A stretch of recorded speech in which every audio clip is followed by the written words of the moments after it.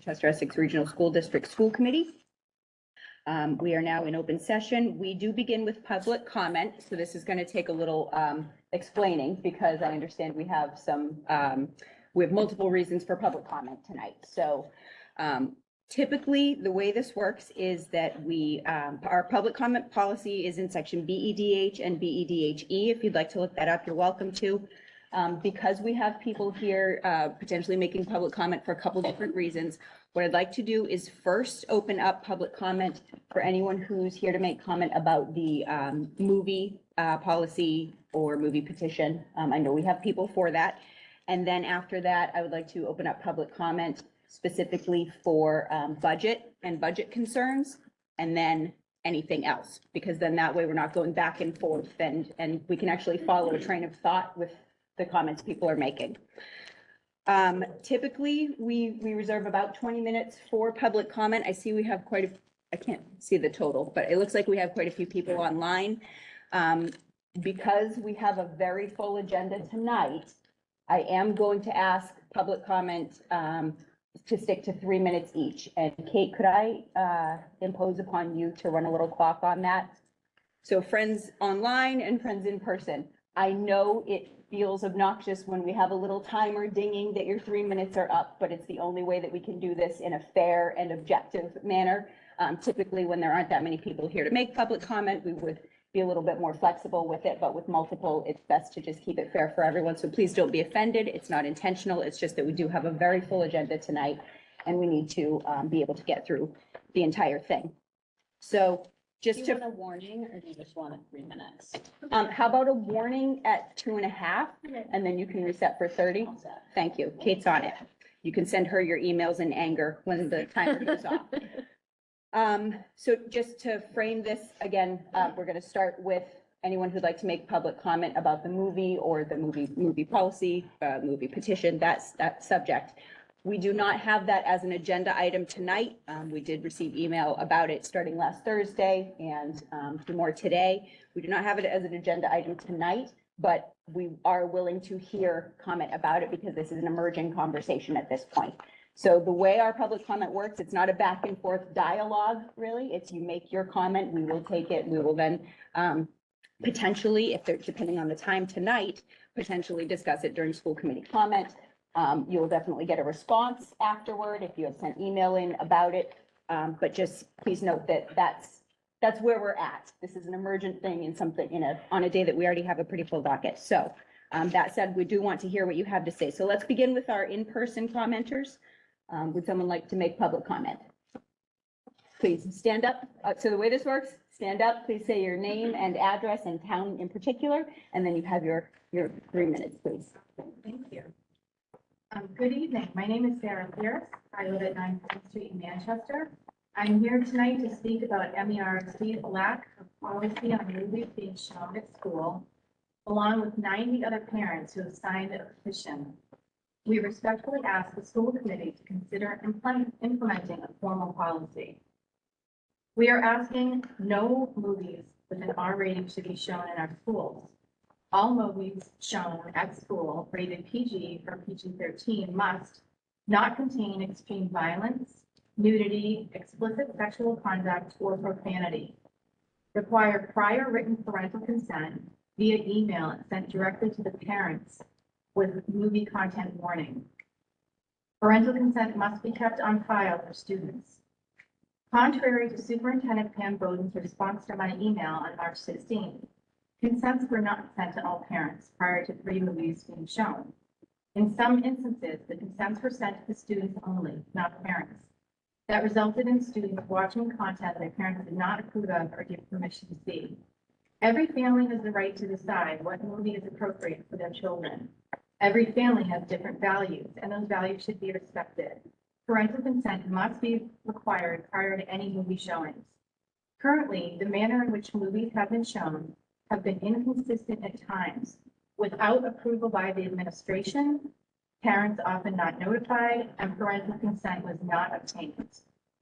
While superintendent states the recent movies, Hunger Games, The Giver, The Witch, are aligned with the curriculum, we, the 90 concerned parents, fail to see how these movies with disturbing content, extreme violence, profane language, children killing children, babies being euthanized, and killing of animals, bloodshed, and nudity are aligned with our public school curriculum. In the handbook, it states that one of the school objectives is to deter behavior that includes profane or obscene language, endangering the safety of others, verbal abuse, sexual remarks of any kind, or physically abusive behavior, all of which are being shown to our children in these movies. Children have expressed their discomfort and concerns after seeing the movies. In the current society, numerous school shootings across the country, with suicide rates increasing across all grade levels, it is important that we put our children's emotional well-being first. We are all in support of creative curriculum content, and there are many alternative versions of films, including documentaries that would be educational and not traumatizing for students to watch, and without putting our children's mental health at risk with such graphic, inappropriate content. I, along with the 90 parents that have signed this petition, respectfully ask the school committee to implement a formal movie policy with the proposed guidelines as stated. Thank you for your time. Thank you. And thank you for keeping within the time. Well done. Perfect. That was very well done. Thank you. Thank you. Does anyone else have public comment to make regarding this topic in person? Okay, is there anyone joining us online who would like to make public comment about the movie policy topic? Sophia Johansson. Okay, Sophia, you are recognized. Please unmute and make your comment.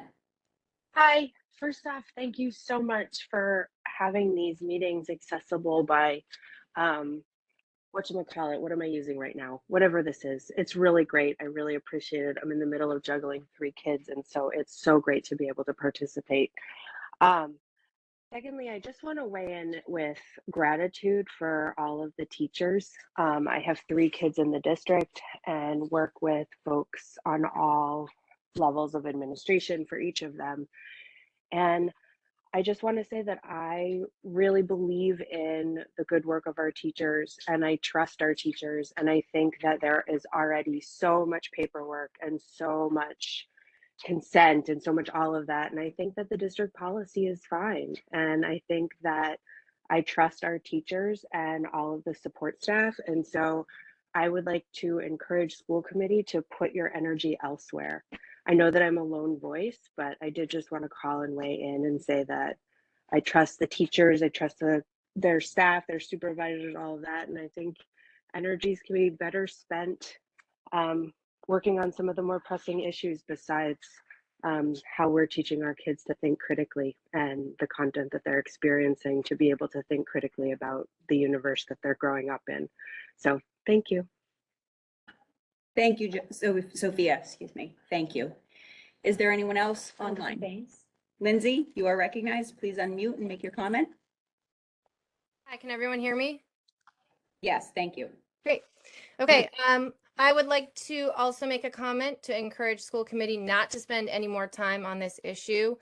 It's already being handled by educators at the school. The existing system allows for the issue to be handled within the school level. That's the policy. So it sounds like maybe the school needs to iron out some of the communication around it, but it is appropriate to leave it at the school level because it leaves the decision to administrators and educators who are best equipped to handle choices about curriculum. There's an existing avenue for parents who want to make choices around films that are shown in classrooms for their children.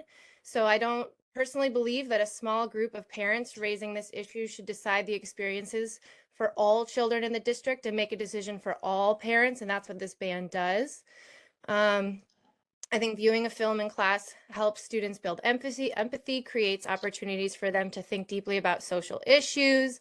It engages them in ways that other mediums cannot. And it actually, I think, often teaches them to consider their own values and morals about what to do or what not to do in really productive ways through discussion of these films. It's an art form that provides a rich learning opportunity for them to engage in critical thinking.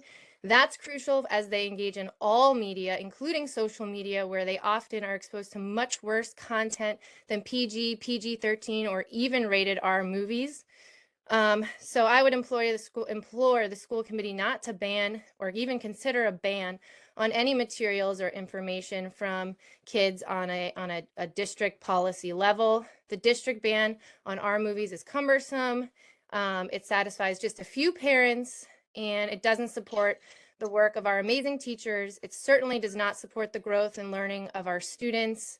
And I would encourage anyone else to advocate for your own children and not my children. And please, let's not have this take up any more of the committee's time. Thank you. Thank you, Lindsay. Is anyone else online here Sarah tonight? Stone, Manchester. Sarah Stone, you are recognized. Please unmute and make your comment. Kate, are Hi, you? I will be brief. Hi, I it's just Sarah. want to make sure you guys know that we are still running the clock here in case you can't hear it, but go ahead. Thank you. Okay, I'm going to be brief, I promise. I just wanted to raise a couple of concerns, and it's kind of timely because I'm a teacher. I'm a middle school teacher in Danvers, and yesterday we had an amazing presentation by Jason Reynolds, who's a renowned young adult author who has 2 books on the most banned books list. And he made a comment about this very topic. One of our 8th grade students asked about people questioning books, movies, content that kids consume in school. And his answer, I just feel like I could not say it any better, but I am going to rephrase or paraphrase what he said. He basically said, our children live in a very complex world, and we need to, as adults, allow them to wrestle in a safe environment with those complex thoughts. And I know, I have young children now, but like, I want them to watch Schindler's List with their high school teachers and have those teachers walk them through the gravity of that history. I want them to be a part of a community and not, secretly watching movies or reading books without talking about these the difficult topics that kids face. That's the world we live in. And another thing that I can't let go of is 2 of the titles that were raised earlier this evening are both books that are books I have taught. And we cannot silence stories that authors write because we do not agree with them. And parents have the right. And as a teacher, I've had parents approach me that they do not want their kids reading some book or watching some film. And I find an alternative for that child. But to bestow those beliefs on the rest of the children of this district, I mean, we're a public school. That's not the way we prepare kids for the future and the world. So I plan to follow up with a more concise letter for the school committee to just kind of think about this topic, but it is something that I'm very passionate about. I did not intend on speaking tonight, but when I heard that this was going to come up, I just felt like all these words jumbled in my head, like intellectual freedom, and teachers are professionals and we make decisions to help kids, never to harm them. So that's all I have to say for now, but you will hear from me again soon if this is a topic that continues to be debated. So thank you. Thank you, Sarah. Anyone else online? Okay. That's it for this topic then, for public comment. So we're going to close this topic for public comment currently. Do you want to say anything before we do that? I mean, we have so many people here. Do you want to share anything about that, or should we just move on? I'm just waiting for confirmation that the email correspondence that I've been having should be taken as a formal complaint so we can activate or review process as part of the policy, which calls for us to convene a faculty team.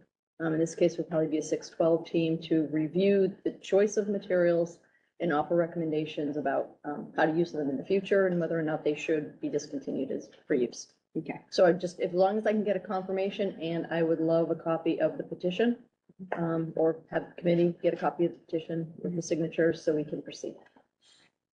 All right. Thank you. Sure. Okay, so that closes public comment for this topic for tonight. So thank you all. Is anyone here to make public comment on another budget in particular? In person? Please. Hello and good evening. It's Nina McKinnon, Essex. I am on our FinCom committee. I'm not speaking for the FinCom committee. I was told to make sure everyone knew I wasn't speaking for the town about the FinCom committee. But I am here based on some of the recent discussions and meetings because I think it's important for school choice and to ask the school committee some questions as it relates to budget and the budget discussions. And I do know there's going to be information probably based on all the meetings that will be updated tonight. And before going further, I want to make sure everyone clearly knows I support education. I really don't want to be misquoted in the Gloucester Times again that I somehow don't support education. In my opinion, any reference to comparing MBR state or private school education also, I would have to say, has come from the administration, as Pam had mentioned in Manchester Board of Selectmen meetings, not coming, at least from my side of any conversation. Specific to school choice, it is not a revenue stream and it's not about filling seats. It is a net loss. Many high-performing school districts no longer offer it. The average cost of an MERSD student is over $20,000. There's no math equation to offset that only $5,000 is received per student. With all that said, family is really important.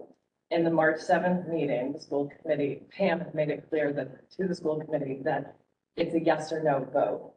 The administration figures out the details and there's collaboration and usually Pam has the collaboration, et cetera, et cetera. And I gather there are 12 siblings, and I would hope that school choice is open for these 12 siblings because family is important. Questions to the school committee related to the budget, and this has to do with some of the discussions that have been going on. I'm curious what the school committee thinks the role of the town finance committee should be. When any budget that's almost 60% of one's cost is being questioned, is that unreasonable to be asking these questions? For some context, in last week's Town of Essex FinCom committee, there was an informal discussion about, giving an opinion. Everyone knows that there's discussion on an override. And we all were told new information was being given to us at some point, probably this week or next week. Would anyone from the school committee expect decisions to be made knowing new decisions are coming? And I say that knowing that people in the public are taking some of our words out of context, thinking that we're meddling at this point. Because I look at it as my role as an individual is to just ask questions. It's almost like what we've done here. Last thing, I hear the bell. Enrollment by class size does seem to be the popular question for many. Looking back 10 years, 2012 to 2013, DESE reports that our enrollment was 1,562 students with 120.8 staff or teacher ratio of 12.9 to 1.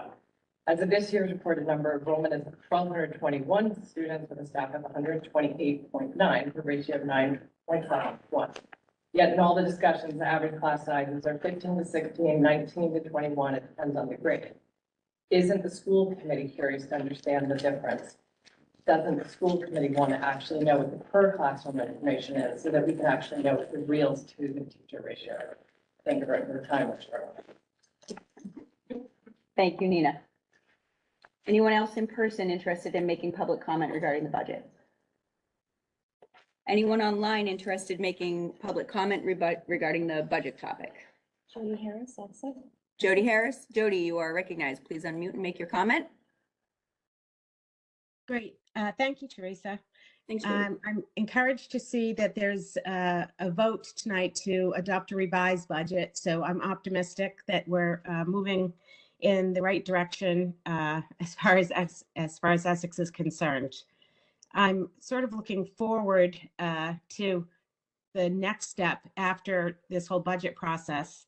I'd like to know what the process is going to be for the school committee to delve into these efficiencies that we've been talking about for the last couple of years.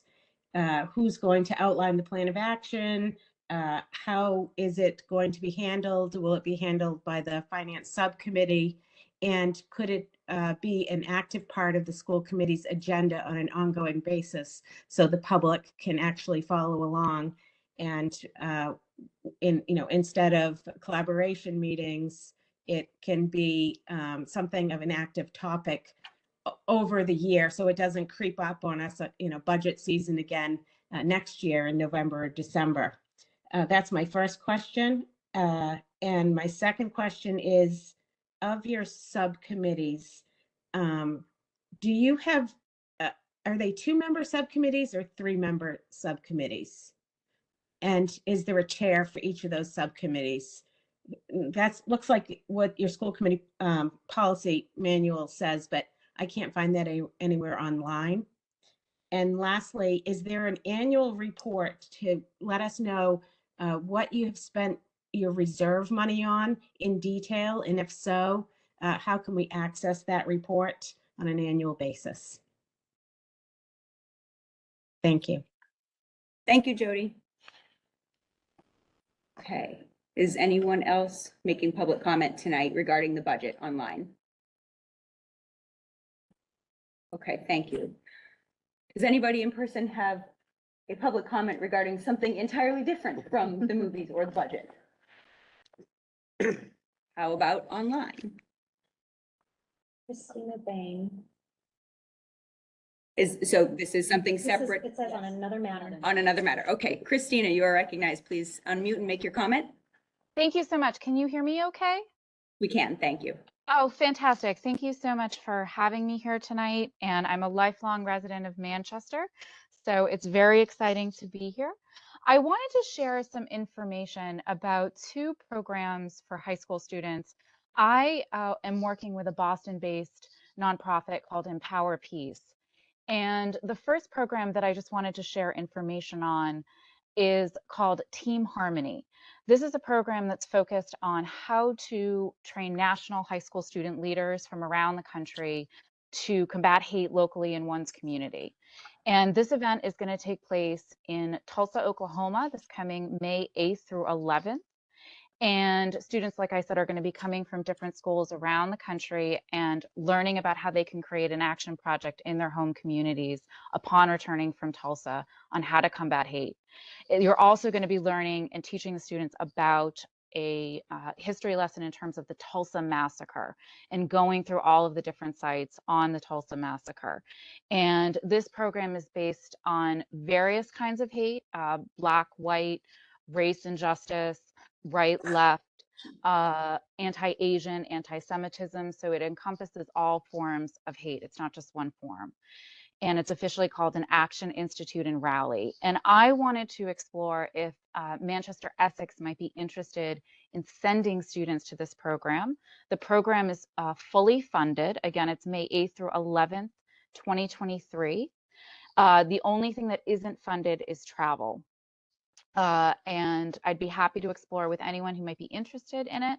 I'd be happy to share the program information online. We have a website, www.teamharmonyinstitute.org, as well as my own personal email. I've tried to call the school multiple times about this program and have not been able to reach anyone. I've also experienced no one answering the phone in both the main office, the principal's office, and in guidance.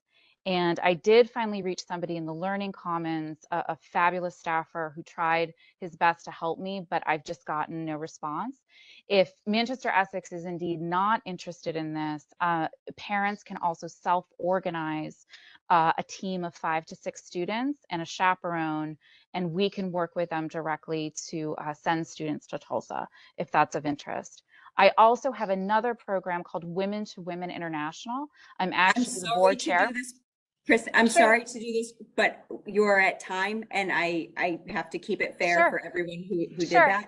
that. So I believe I've seen an email from you. So Okay, great. but I have to I'm start. glad. Thank you. Thank you. Thank you very Thank much you. for bringing that to our knowledge. I hate doing it. Anyone else online Sophia Johansson would like to speak on another matter. on another matter? Sophia, you are recognized. Please unmute and make your comment. All right, thank you. I think I didn't fill 3 minutes last time, so I'm going to fill the other 1.5 minutes that I have. Thank you all on the school committee for volunteering your time to manage all of this. I really appreciate it. I know that this is a particularly difficult time of year with the budget, and I just want to express gratitude for all the work that you guys are doing. And I know that this might not seem very timely because I know that the conversations are very specifically focused on different line items and how to kind of manage those. But I would like to throw this out there when thinking about budget and thinking about everything, it's not really an issue that comes up specifically unless there's a building project or things like that. But I just encourage you guys to keep students with disabilities front and center. I think that the special education budget is one place where you guys do a great job of honoring those members of our school community.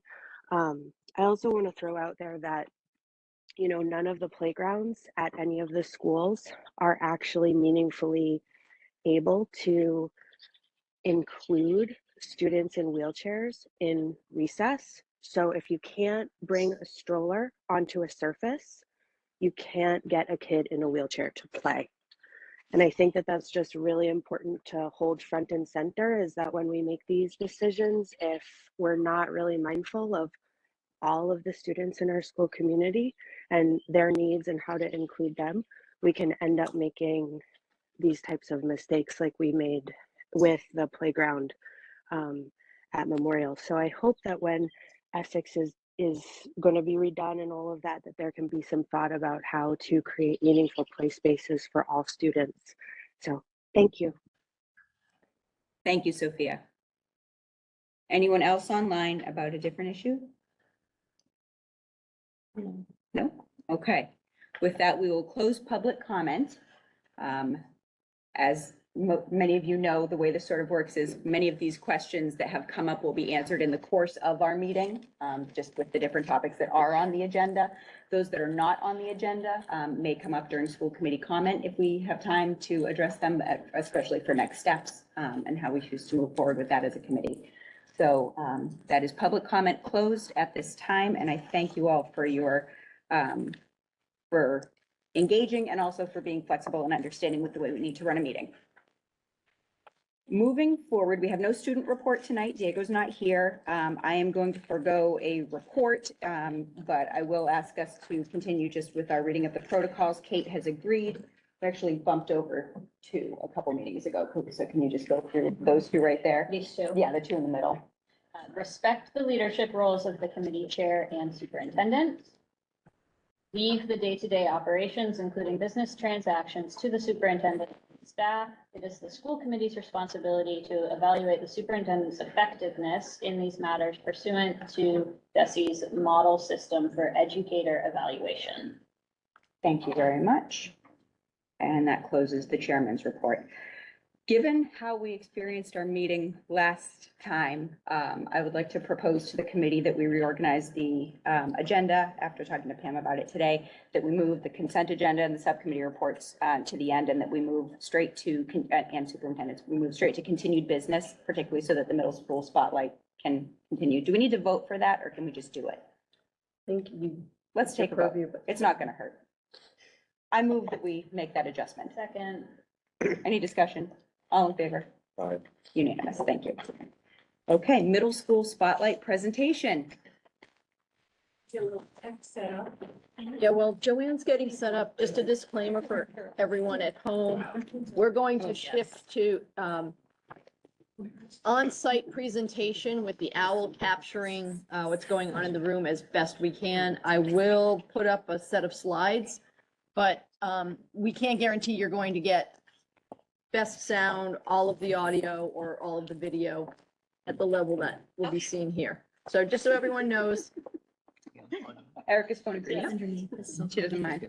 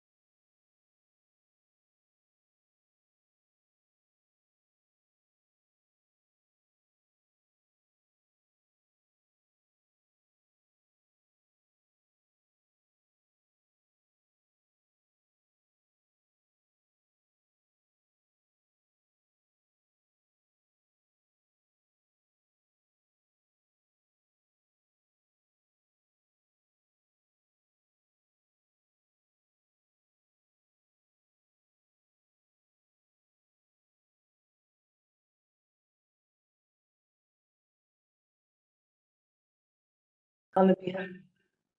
That's good. For them to hear you, we just have to, I just turned it all down. okay, thanks. So a lot of thoughtful work went into this. Our students have been working thoughtfully. Our teachers, our history and social science teachers, grades 6 through 8 have been working thoughtfully. With that, I'd like to thank our 6th grade teacher, Kristen Degnan, our 7th, who is here. Please stand. If you look up commitment in the dictionary, Kristen's picture will be there. A phenomenal new addition to the middle school. Really lucky. Our 7th grade teacher, thank you to our 7th grade teacher, Matt O'May, and our 8th grade teacher, Mrs. Joanne McWhorter. I also want to thank our students who you will meet shortly. And thank you to the parents who are here or who are online for letting us borrow your kids for a little bit and occupy their time. They've been chosen as student leaders by their teachers, and middle school is in the business of a lot of things, and building young leaders is one of them. So before we start, I just want to frame the presentation for you a little bit. We're hoping that what you will see is a vertical continuum from 6th to 8th grade of topics that are in line with our district strategic plan, our school improvement plan, that fall under the umbrella of SEL and DEI. Those are popular acronyms these days. They sometimes feel buzzwordy. They sometimes feel suspicious. You know, what is this all about? Well, what you will see tonight is SEL and DEI work. We start in 6th grade with a very broad base of knowledge and understanding around cultural ideas, cultural ideologies. You'll see our 6th graders presenting on ethnocentrism. You guys are gonna have to help me with the pronunciation. Then we get a little bit narrower in 7th grade, looking at specific religions, but it's still global. We're looking at some global religions and coming to understand and know them. We narrow it more in 8th grade, where we're now looking very specific at Massachusetts and Boston, a not well-known, unsung hero from an underrepresented community whose work stands as a great model for the petition writing that our 8th graders will do. And he himself is a great role model that when people put themselves out there, they can make real meaningful change. And then we narrow it even further when you'll meet our Project 351 ambassadors in 8th grade. They are bringing the work now from Massachusetts, from Boston, to our Essex and Manchester communities. So it is a gradual release. We start with broad concepts and understandings and move up to civic action and service. And that's what we're hoping you'll see tonight. So now I would like to introduce I'm not going to introduce, I'm going to call our 6th grade presenters, and they will introduce themselves to you. They'll let you know who they are and where they're from. And then they'll delight you with their presentation.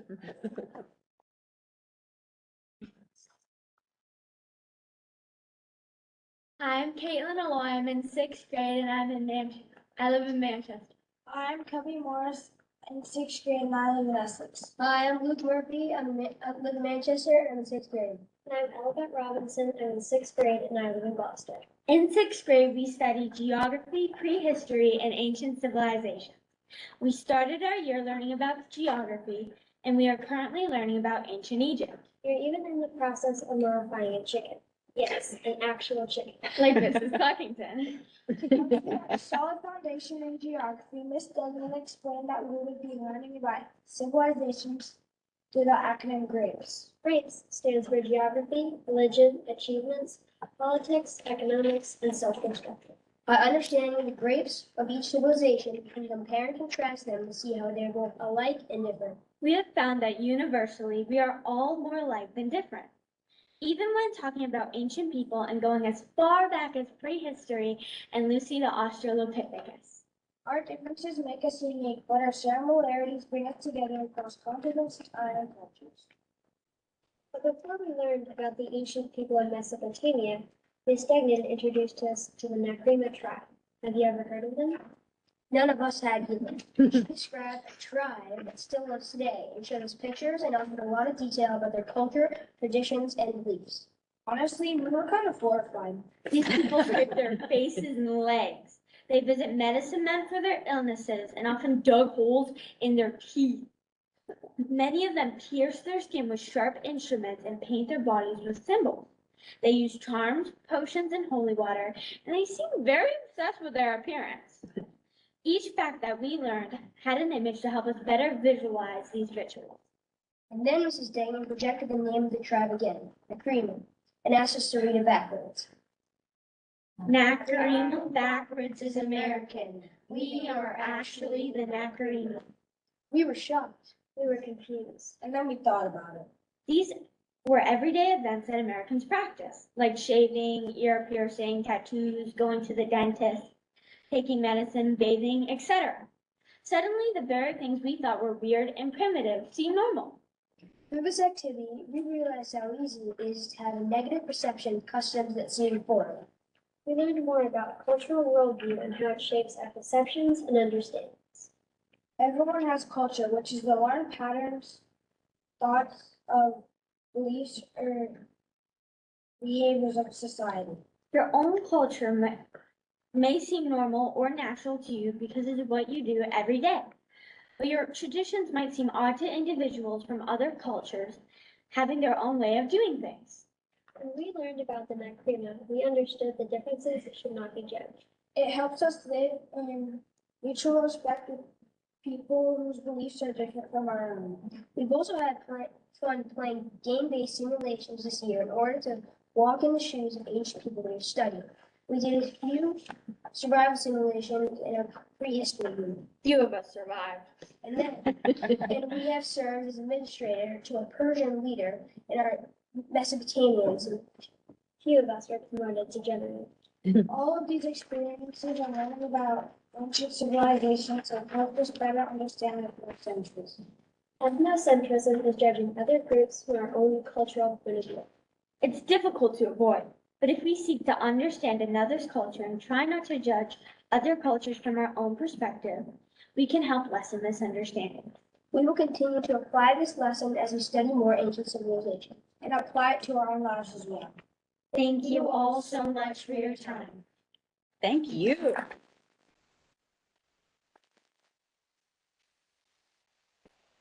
I told our students that we'd hold questions till the end since there's a lot. They were concerned that you may not remember your questions from beginning to end since we have and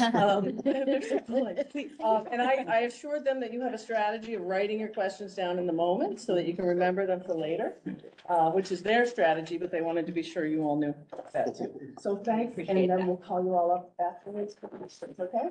Thank you. Excellent Thank you. Good job. Nice job. And now here is our seventh grade team.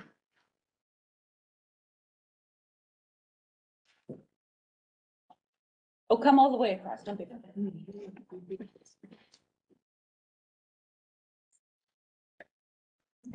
Hi, my name is Rosie Renahan. I'm in seventh grade and I'm from Danvers.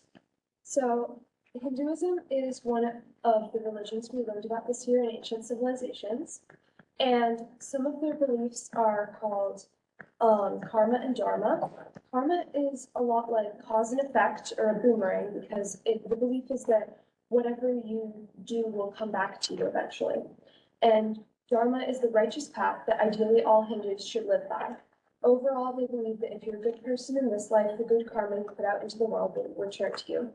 They're also polytheistic, which means that they believe in multiple gods.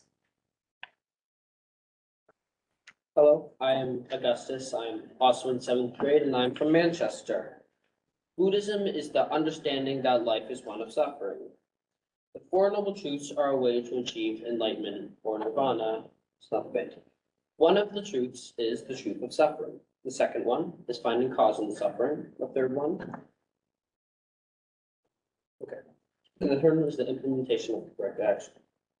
Many misconceptions are about Buddhists. Well, I am very sorry, but there are many misconceptions about Buddhists. One of them is that a lot of Buddhists are monks. That is not true, as there are over 440 Buddhists in the world, and only around 240,000 of them are monks.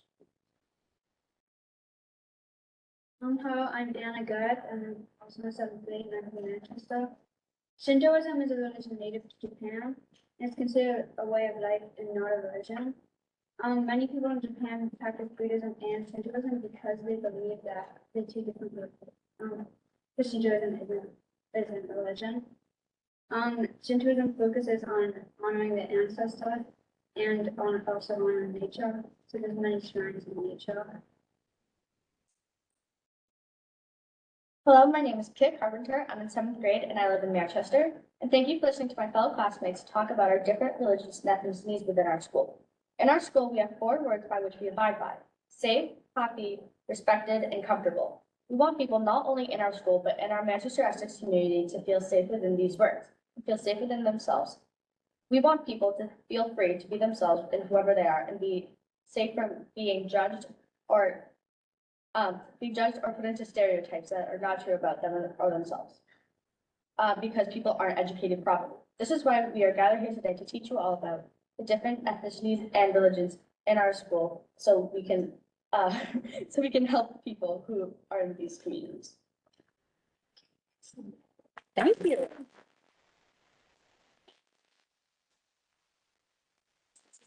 We'll bring our 8th grade team in. Something I forgot to say at the beginning is you can come in, thanks.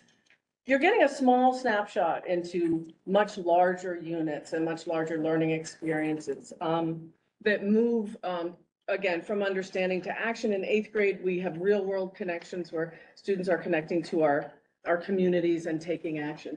So this work is ongoing all the time in the majority of our classes. So when you hear SEL, when you hear DEI, you're seeing it here. It's what we already do, but we're doing it with a slightly different lens because of how our culture, national culture, world culture, how they're changing and how we have to have a more focused and broad lens on those things. Welcome, teammate. Hi, my name is Sadie Rich. I'm an 8th grader and I'm from Essex. My name is Elsa Balog. I'm also in 8th grade and I'm from Manchester. Hello, I'm Simone Argento and I live in Manchester and I'm also from 8th grade. So Prince Hall, probably haven't heard of him because he's kind of a forgotten person in history. However, he was very important because he was a civics rights activist for African Americans during and after the American Revolution. He was born sometime in between 1735 and 1748, and he was native to Barbados. He was enslaved for a while until the Boston Massacre when he was freed.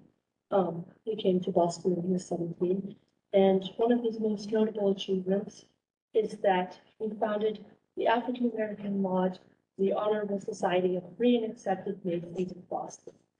That's a pretty wordy title, but put briefly, it was the world's first lodge that accepted Black Freemasonry, and he founded that in 1784. He died at the age of 72, and 1 year after his death, the lodge renamed the lodge the Prince Hall Grand Lodge. Thank God, because that's a lot easier to say. And yeah, we'll get that. Prince Hall. Prince Hall is a very important figure in Massachusetts, although he is often forgotten and overlooked. He made lots of contribution to Black rights, and even though he is more unknown, he played a very important role in democratic ideas and actions in Massachusetts. A bit about Prince Hall and foundational ideas. We explored how Prince Hall used some foundational ideas like the idea of natural rights to try to convince others to join his cause, which was ending slavery in Massachusetts. The idea of natural rights is that we are all born with civil rights just for being human, such as the right to be happy and to live our lives. And Prince Hall used this idea of natural rights to try to convince the Massachusetts legislature to end enslavement, as it was violating the natural rights of the people. So this helps us build our understanding of what we're learning in civics, because towards the end of the year, we're writing petitions to change some things in our community. And so this helps us understand that decisions can be made to make changes, and that changes can happen just from someone who's an ordinary person, even from a different country, and yeah, I think that's it. We can also use this information to, and foundational ideas to understand how we can grow and share our goals to make positive changes in local or larger communities. It also shows us that regular individuals like ourselves can make change in society using things like foundational ideas and the ability of persuasion.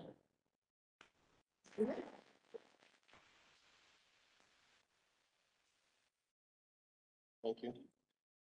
And now for two more eighth graders, our Project 351 ambassadors are here. They will introduce themselves and let you know what they're up to. So I'm Ann Stevens and I'm from Essex and I'm in 8th grade. I'm Charlie Thanis. I'm in 8th grade and I'm from Manchester. Project 351 is a nonprofit based in Boston.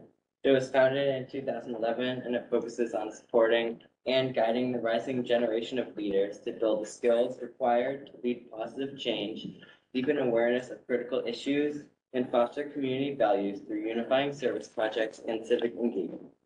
There are over 350 ambassadors from all 351 towns and cities across Massachusetts. It is free of cost for all ambassadors and families, and the organization gets no funding from federal or state funds. It is funded solely by generous individuals and philanthropic organizations. It is the only organization of its kind in the country.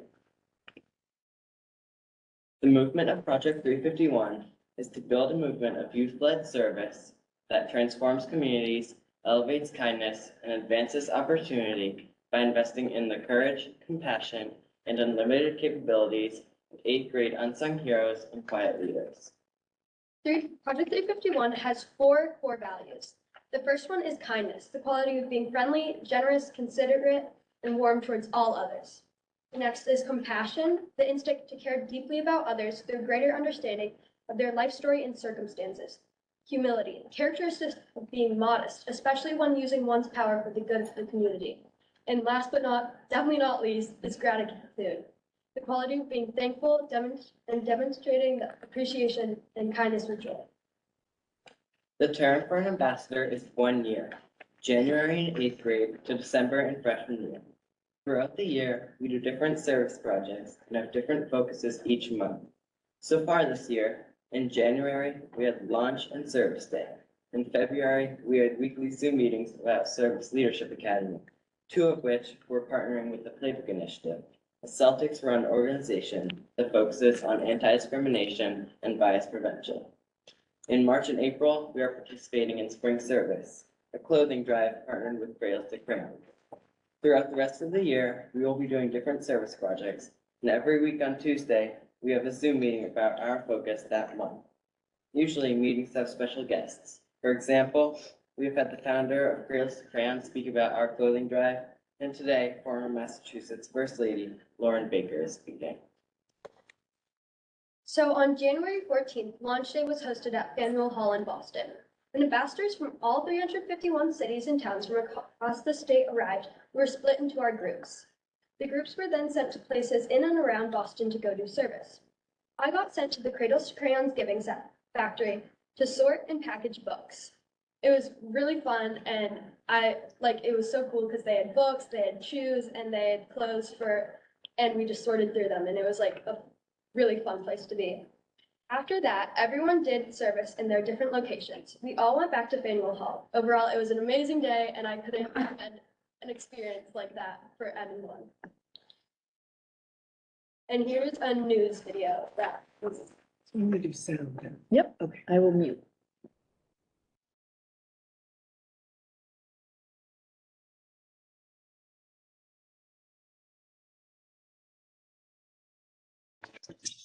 It's that time of year again when 351 teen ambassadors from across the state embark on a slate of community service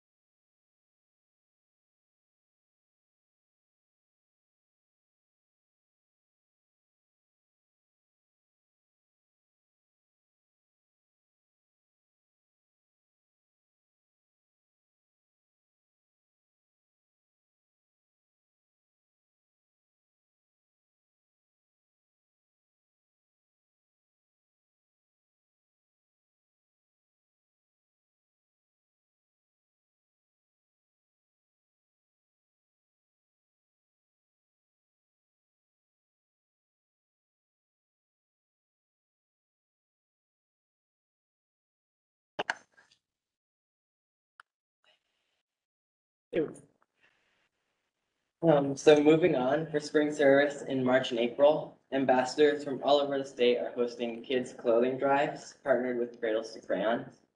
Cradles to Crayons is a nonprofit organization based in Newton that collects, sorts, and distributes clothes, shoes, and other necessities to children in need all across the state.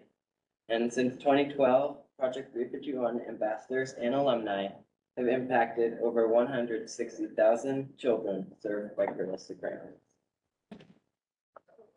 So,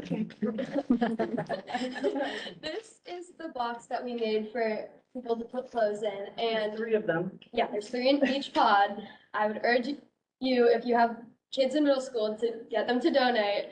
But yeah, I'm really excited to like sort and have this happen in our school.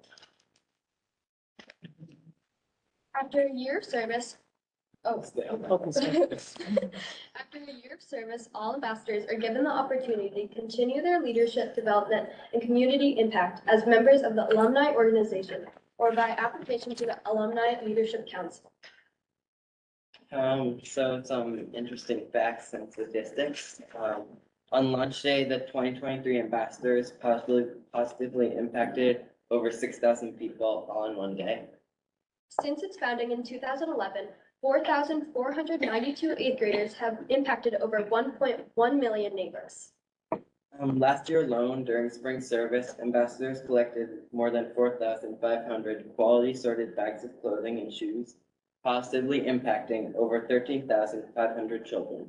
Doing so during the tail end of the pandemic, making it hard to host drives. 290,471 students and friends have been mobilized in service, so they've either helped with the project or have been an ambassador. Thank you for your time. Thank you.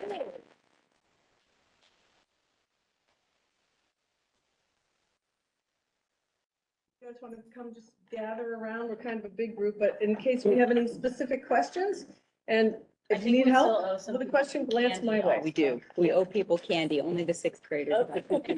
Please. Here, pass it down.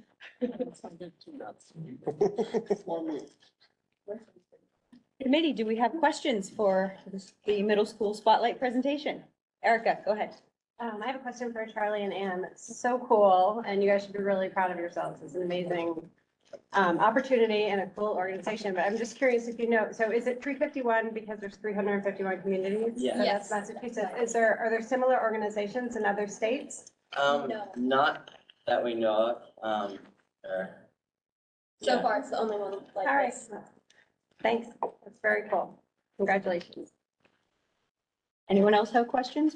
Go ahead, Kate. So I will piggyback on that, since we have so many community members online and here in person. If they were interested in donating to your drive and don't have a student in middle school, how could they do so?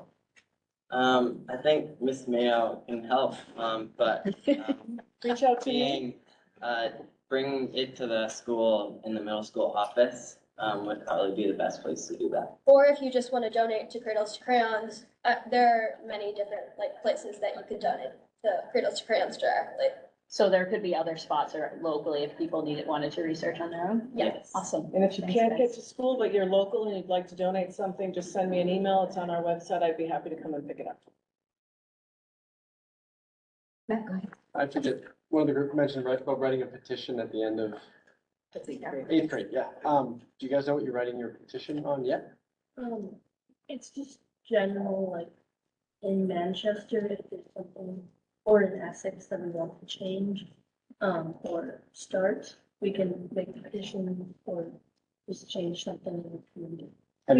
We get to choose the topic, but generally it's about making change in our local communities. Have you chosen a topic yet or anything? or- No, not yet, because it's the end of the year project. Topics have included things like locals, issues with the school. They're coming at me, wanting me to change some things. Local community issues, global issues with the planet and green initiatives, LGBTQ plus initiatives. So there's a really wide range of them. And there'll be a civic action fair at the end of the school year, which we invite you all to come to. I've been told to prepare for petitions to come our way. Yeah, and we've done a few in the past Yeah, couple of years. yeah. Anyone else have questions for the middle school? Go ahead, Jake. So as Ms. Mano framed this, you're all looking at these issues at different scales and different levels. In what ways do you think it's impacted your engagement with each other in the school day?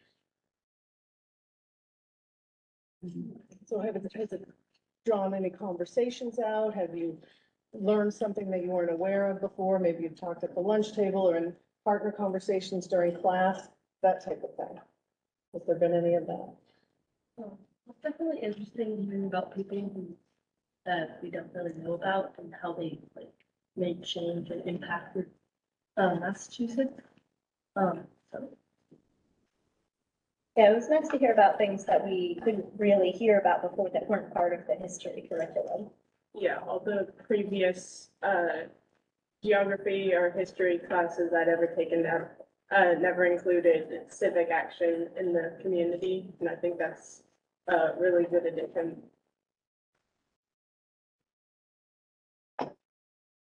Thanks. Do you guys think you're gonna continue with the high school version of Project 351? I definitely know I want to be an alumni. I'm not sure about Charlie, but there's a bunch of like fun experiences. Like on launch day, all of our groups were led by high school students who are alumni.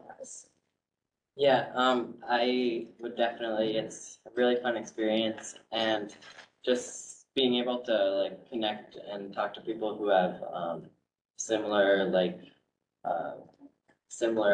visions and want to make change. It's really exciting. Awesome. And one question for the whole group. After going through this, and you talked a lot about learning about differences and then maybe taking action on things that you've learned about that you don't think are right in the world, what recommendations do you have for us to make the school better?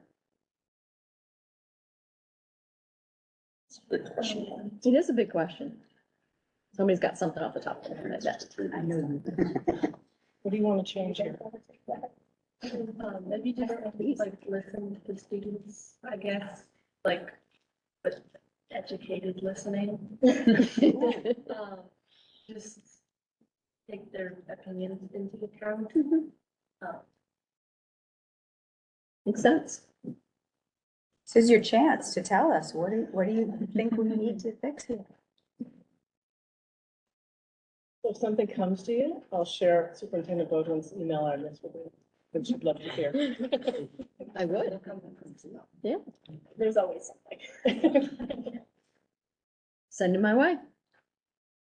Thank you guys. Thank you, guys. Thank you.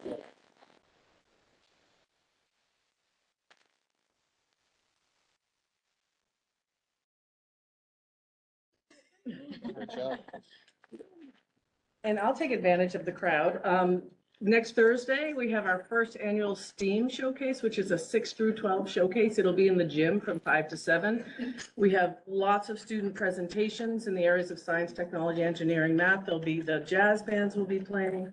And we're partnering with, I think, over 12 companies, local companies that are in the industry. So it's going to be a great night, and we hope you come. Thank you. Thank you very much. Thank you to all the parents who were supporting getting your students here and having them be part of this. We very much appreciate it. And we won't be offended if you have to whip them off. Yes. Or eat something nutritious before Yes, bed. agree. But we will bring that candy bucket back over here because we're gonna move it. They know. Now that we've given them candy. Yes. We didn't give them that much. Hi,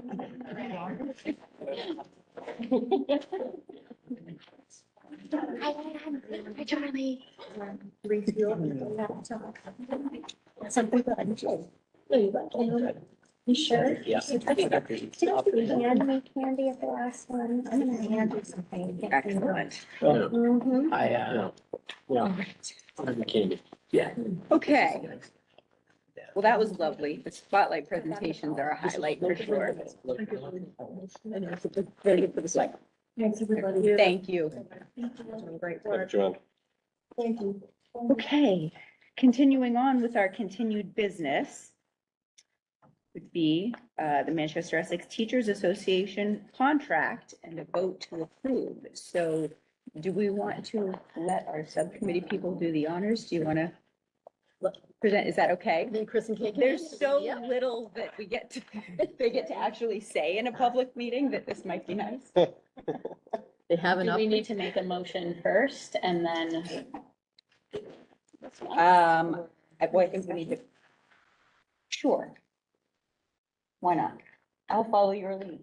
I guess we could give, before you make the motion, you could give the summary that you brought to conclusion the negotiation of a successor contract to the one we have now. It's a 3-year contract with a 4th year extension. So it's a 1 and a 3.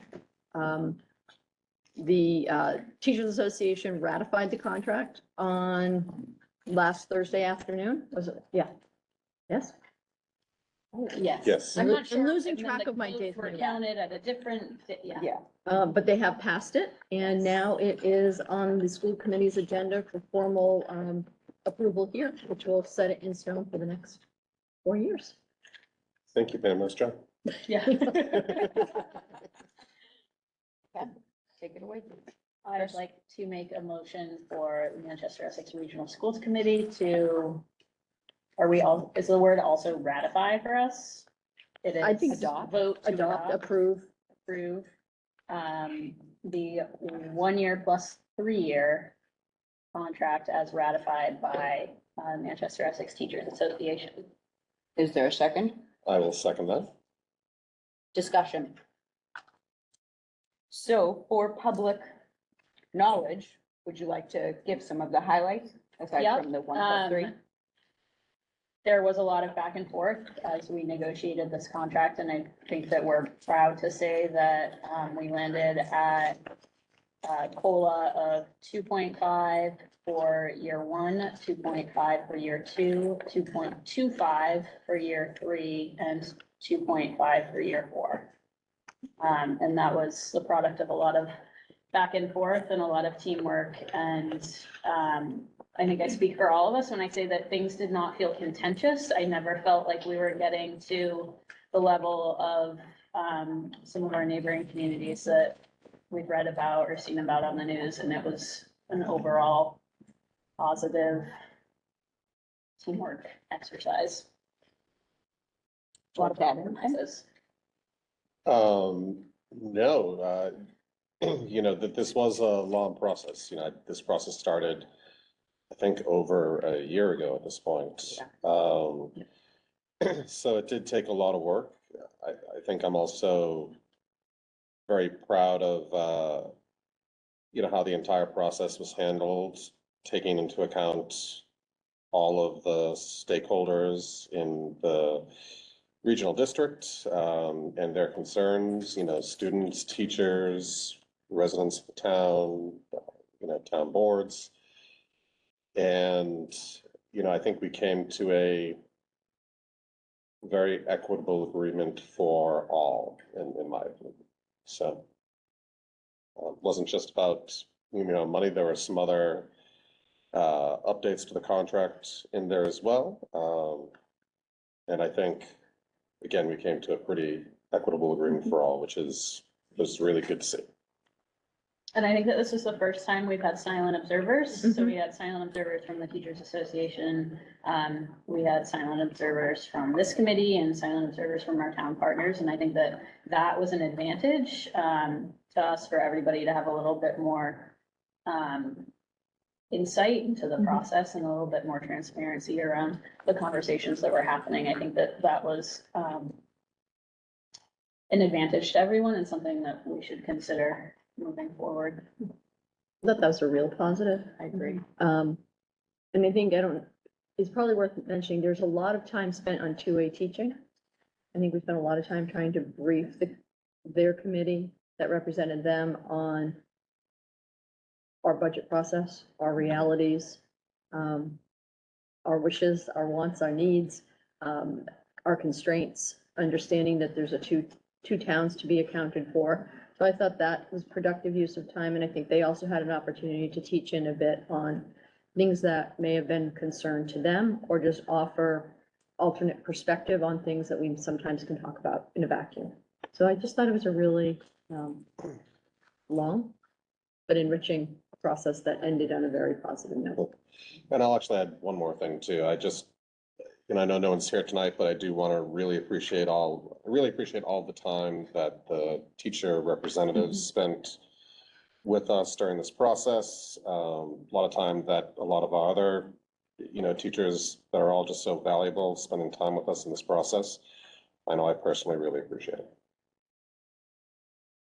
And since this does not feel like a robust discussion, I feel like it's important to point out for the public that we did have an executive session ourselves to review the potential changes. Yep. And so we did have a chance to ask many of our questions at that point as well. So And there's it not a will be lot of- the MOA, so once Yeah. it's formalized, the vote is taken and it's approved, it'll be posted and people can review what the final outcomes are. Yeah.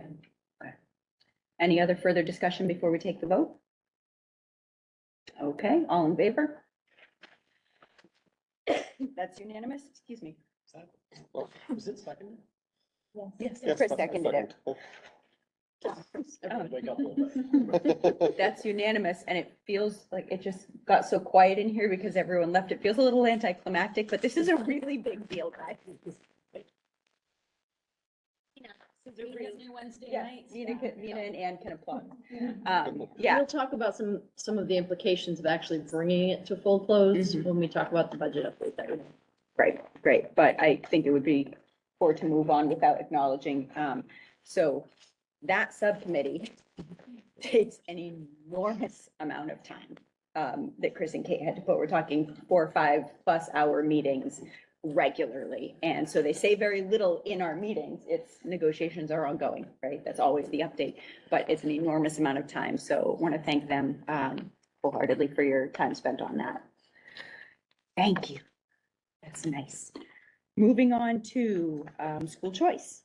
Okay. Pam, would you like to go? Yep, I've got a 2-page packet, which is just an update, a different version of the budget documents. We're gonna actually start with the last page and then an updated version of the school choice overview that was in your packet. Anna noticed that even though I was adamant about my math, it was wrong. That I was, the first grade next year is 73 students, not 63, no matter how many times I put those two numbers together and insist on 63. It remains 63. I had a good laugh about that later. So in terms of the school choice process,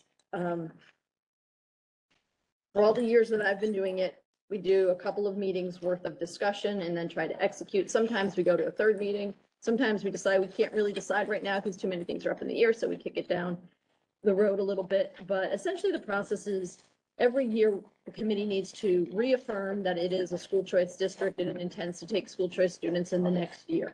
If you don't affirm that you're going to continue with school choice, you still maintain or retain all the students that are currently in our system, but we wouldn't move ahead and move any others in. So that's the first vote that you're going to take. The process, the way we've always run it is I bring we come up with a number, the number of students the school committee feels comfortable bringing in the next year. And we've gone from attempting to gain revenue to holding steady so we don't lose revenue, to just deciding we can't afford to take any students next year because either it's COVID and things are too up in the air and it's too erratic in terms of enrollment or how we'll need to use our resources, or when we were having escalating enrollment, it seemed we had no more room. And we didn't want to put ourselves in the position of adding staff to maintain growing school choice. So where we are this year, our enrollment has declined. Our resident enrollment has declined. Our school choice enrollment has declined significantly over the years.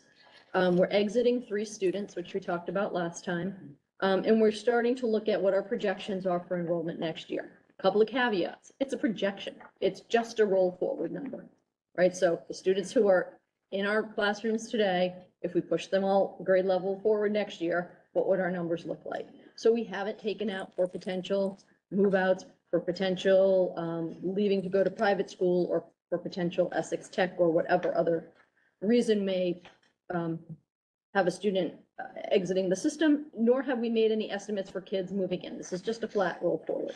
So based on the roll forward number, I suggested last time that to cover what we had already placed in the budget, which was $50,000 in revenue, that we should seek to replace the 3 exiting seniors.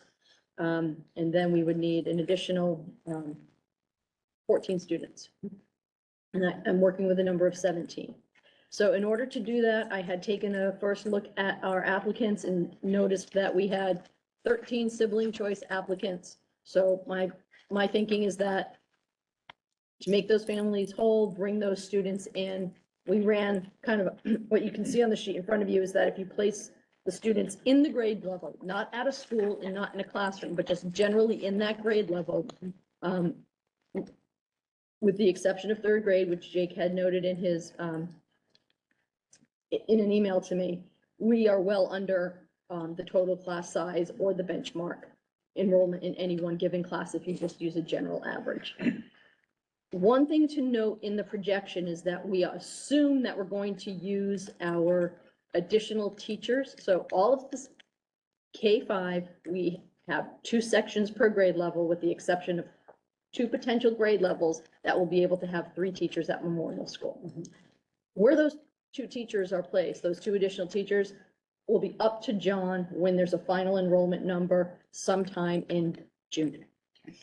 And he'll make estimates on what the resident enrollment might be. If we got a spike over the summer, he might well execute a last minute change if he felt like he needed to, based on the makeup of a particular class or where unanticipated enrollments come in. I think that's a really important thing to remember. Right now, because we're more declining than growing, we have students move in right up until the first day of school. And wherever they come, they have to be placed. So we're projecting a number, it's not a solid number. And sometimes there are strange things that happen.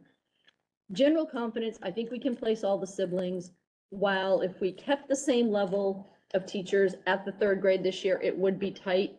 I just simply think I'm going to advocate that it's the right thing to do. We have 13 families, so to allow 12 in and to have 1 sit out and continue to chase it and us potentially move teachers around. I would be comfortable. I think we can manage having the 1 additional student, and we would look for the classroom with the fewest amount of students to place. I won't, in many cases, tell the family which school they're in until August, if the principals are tracking tightly on enrollment. Some years it's very clear, some years will go right up until August, but they're made aware of that. So to be clear, when siblings come in elementary school, they are not necessarily going to the same elementary school as their siblings. We try. Right.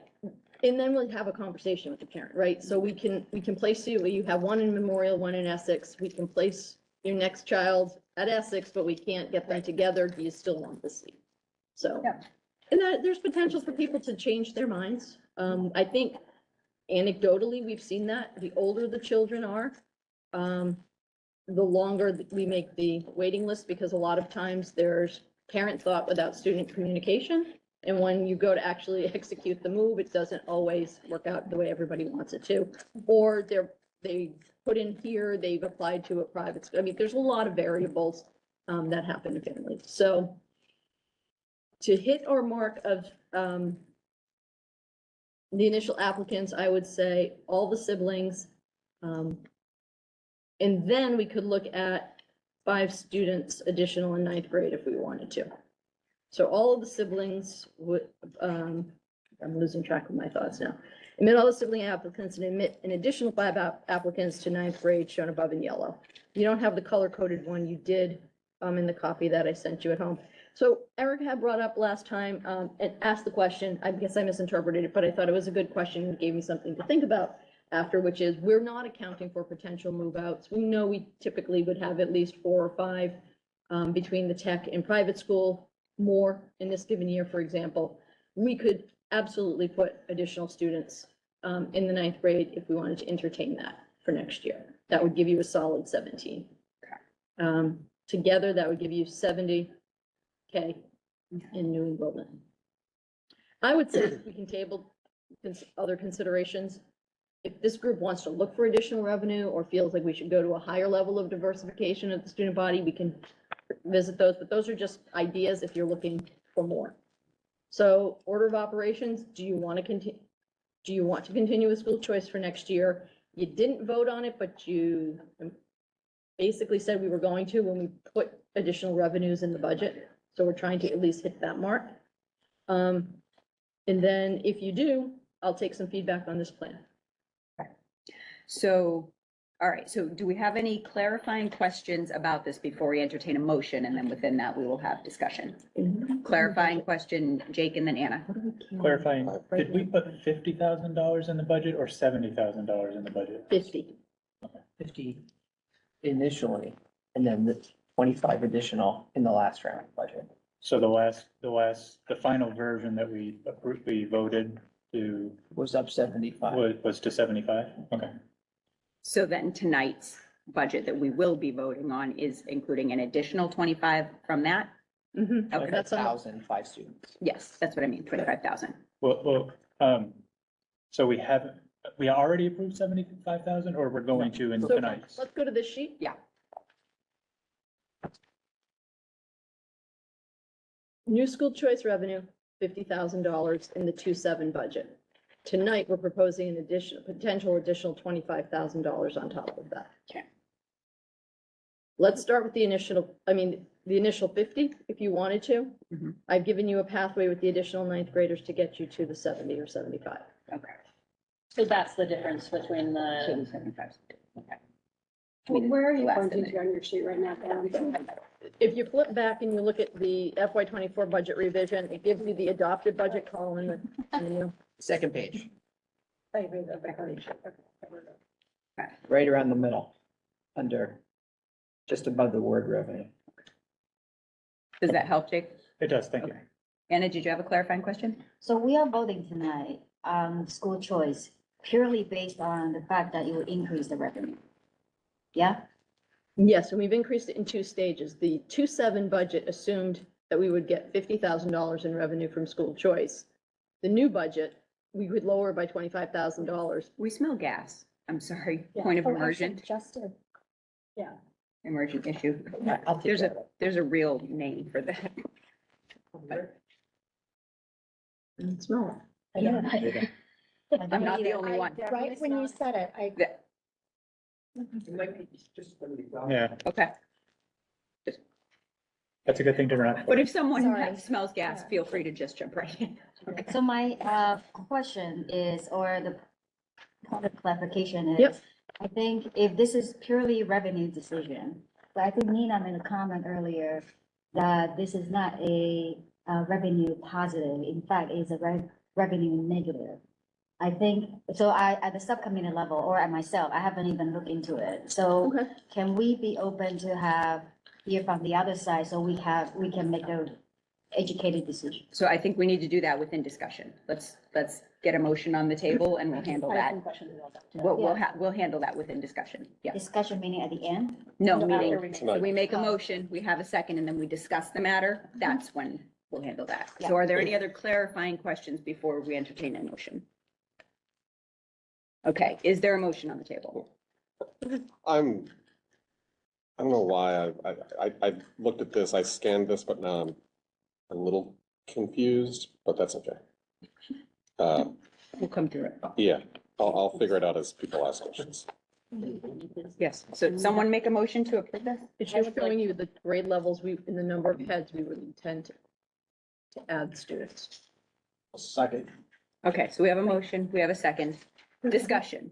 Second is Yep. first. Kate and then Matt. So I think. Yeah. What we need to clarify is what numbers go into, and I hope that Avi will be back because he's really, yeah.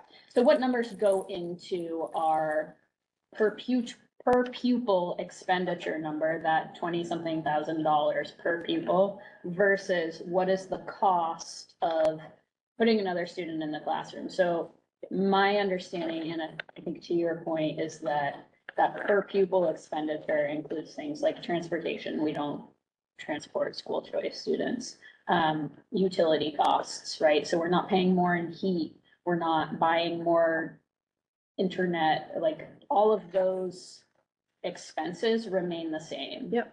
So we've talked about how we don't get to choose the students that come in. And so some of them may have additional needs.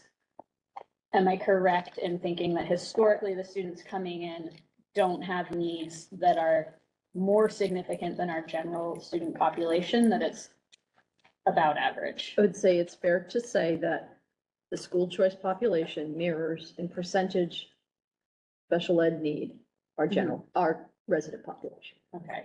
So if So we then- run at about 12 to 15%, we should assume that of our school choice incoming, 12 to 15% may present with special ed needs.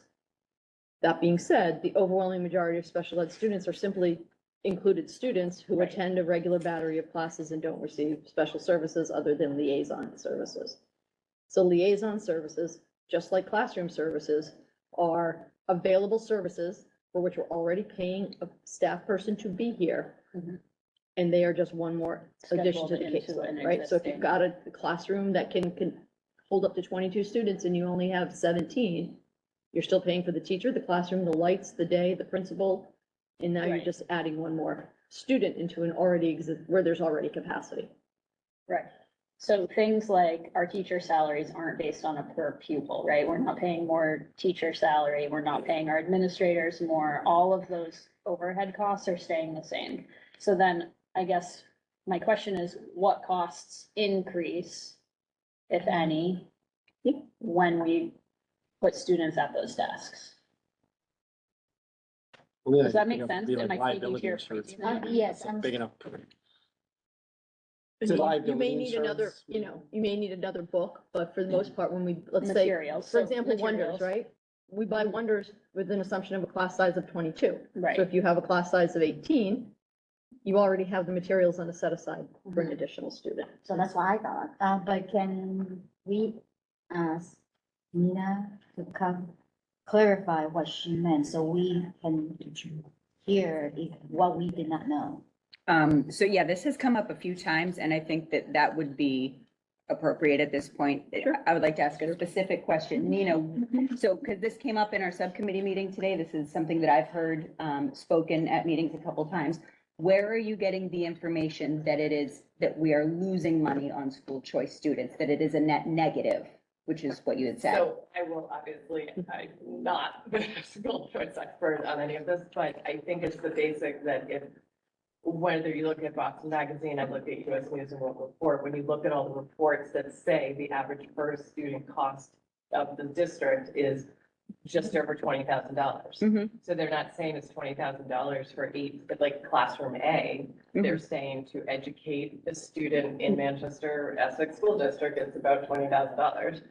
And It's actually not saying that. It's saying if you take what we spend in a combination of discretionary spending and mandated spending and required overhead and divided by the number of pupils, that's the cost per pupil.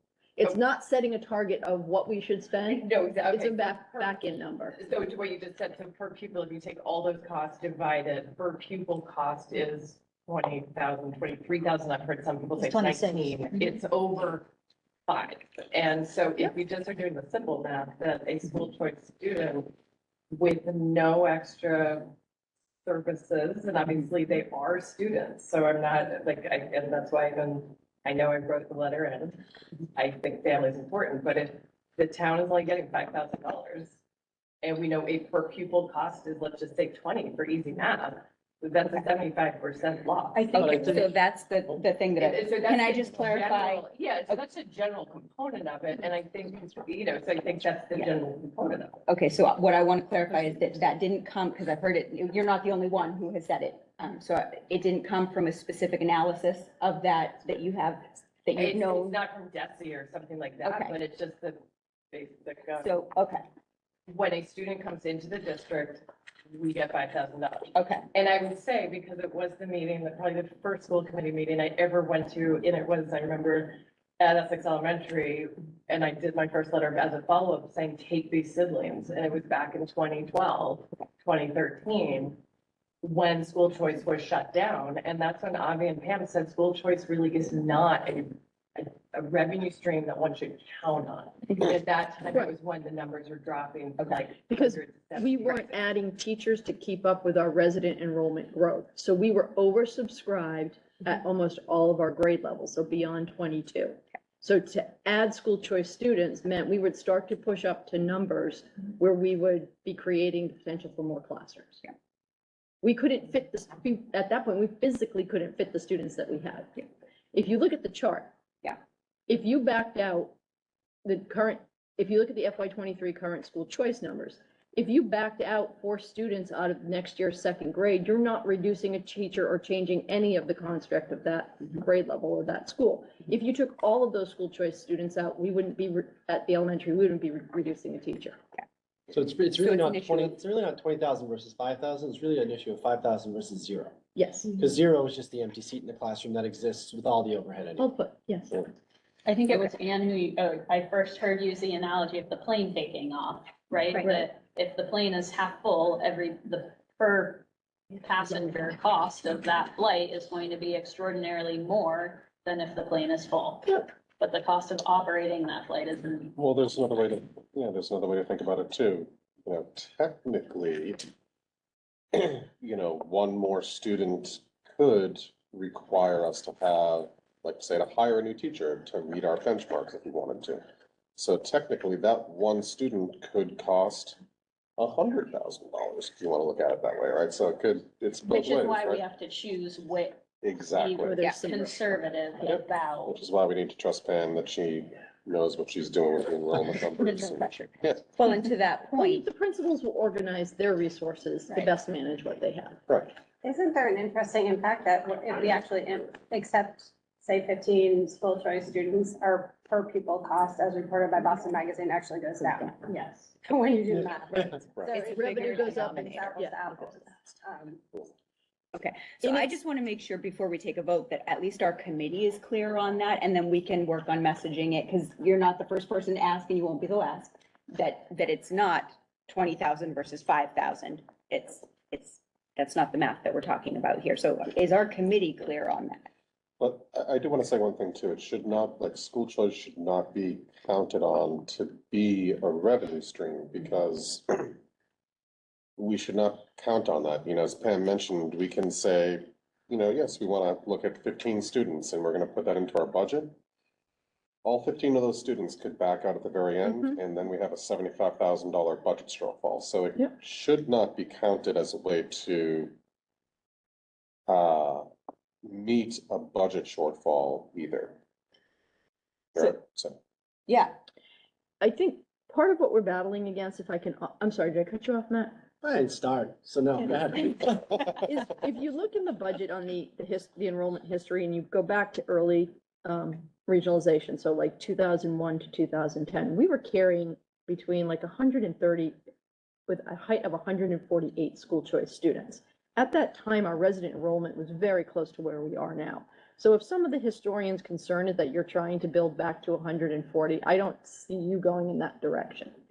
But it is a revenue loss because at that point you would have been pulling in $740,000 of outside revenue, which is a direct offset to the cost of each town. Yeah. So I think it's an interesting study perhaps to engage in that last time your resident enrollment was this low, you were pumping in nearly $750,000 to offset the cost and keep your school running robustly. Yeah.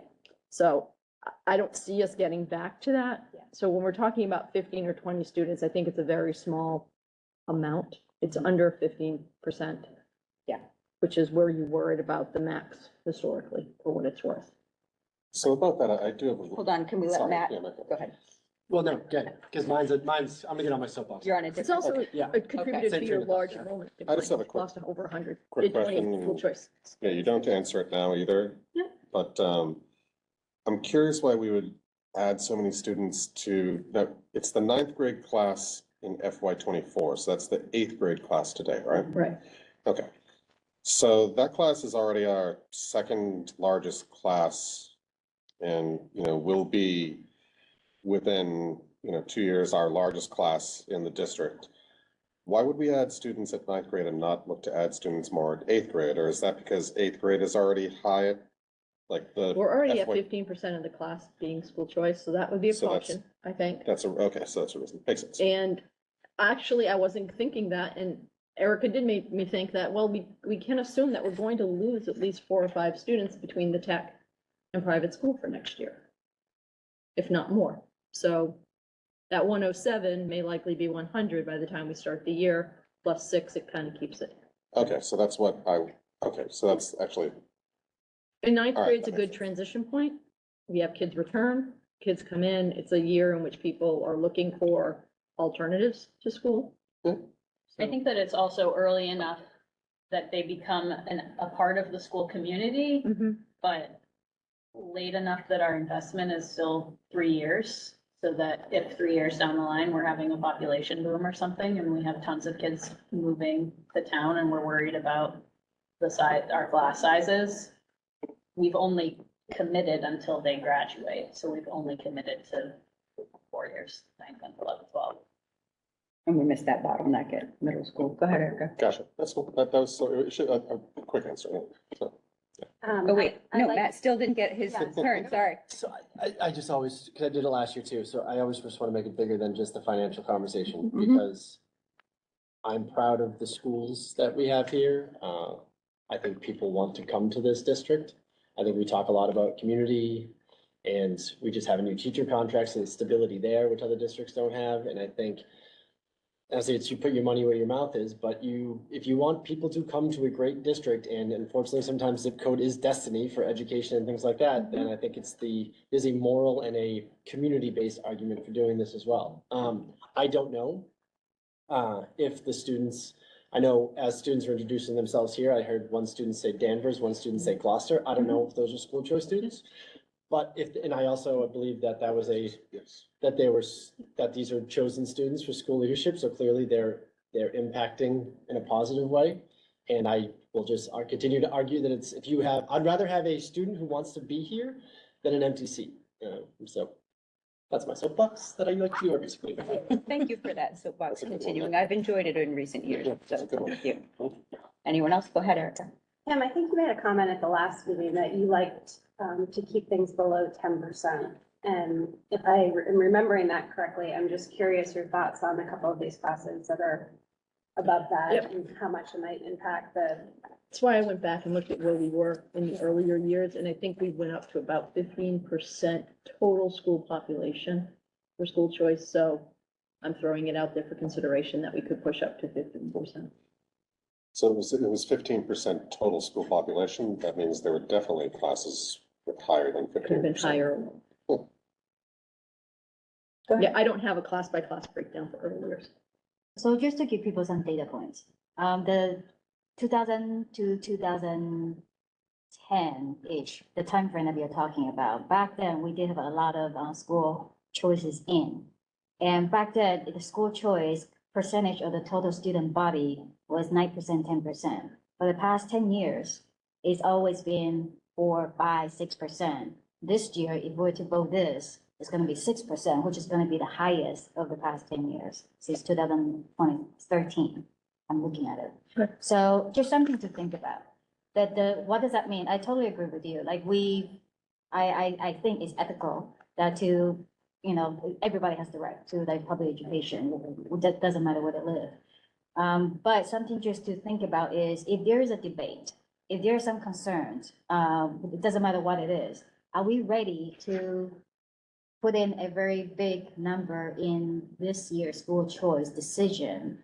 I also totally disagree. It should be a revenue decision, especially the revenue is only $75,000. We could put out the ad for the field, high school field, as I advocating for the football field, easily $50,000. If the Sweeney outfield was only getting $10,000, $20,000 already.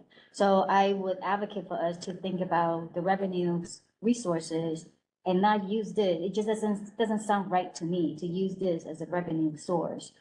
But again, if there's a debate that we need to think about, does that impact our existing resident students? If we have more school choice, the services provided, I don't know. But it's just something that we need to look into, just something to think about. Thank you. Anyone else have comment, discussion? You're eerily quiet, Jim. I have just a clarification, I think. I'm trying to make the numbers work. So if we were to do 17 students, isn't that $85,000? 3 students are replacement for existing revenue. So it's 3 students are graduating from senior year, so the new, But it's a FY 2024 projected 17. Yeah, so they're not gonna be, the class size that's leaving isn't gonna be on the sheet, right? right, so the senior class of this year has 3 students in it, but it's not showing here. So we're losing 3 students. So you're losing $15,000 unless you From school replace choice, those 3.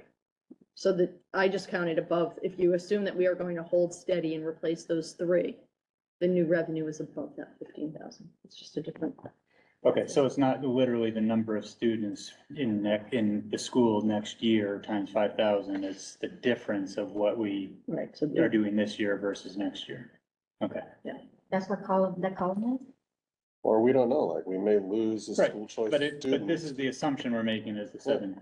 like a school choice student in the 5th grade class this year may decide to go to another school, right? We're gonna lose 5,000, so.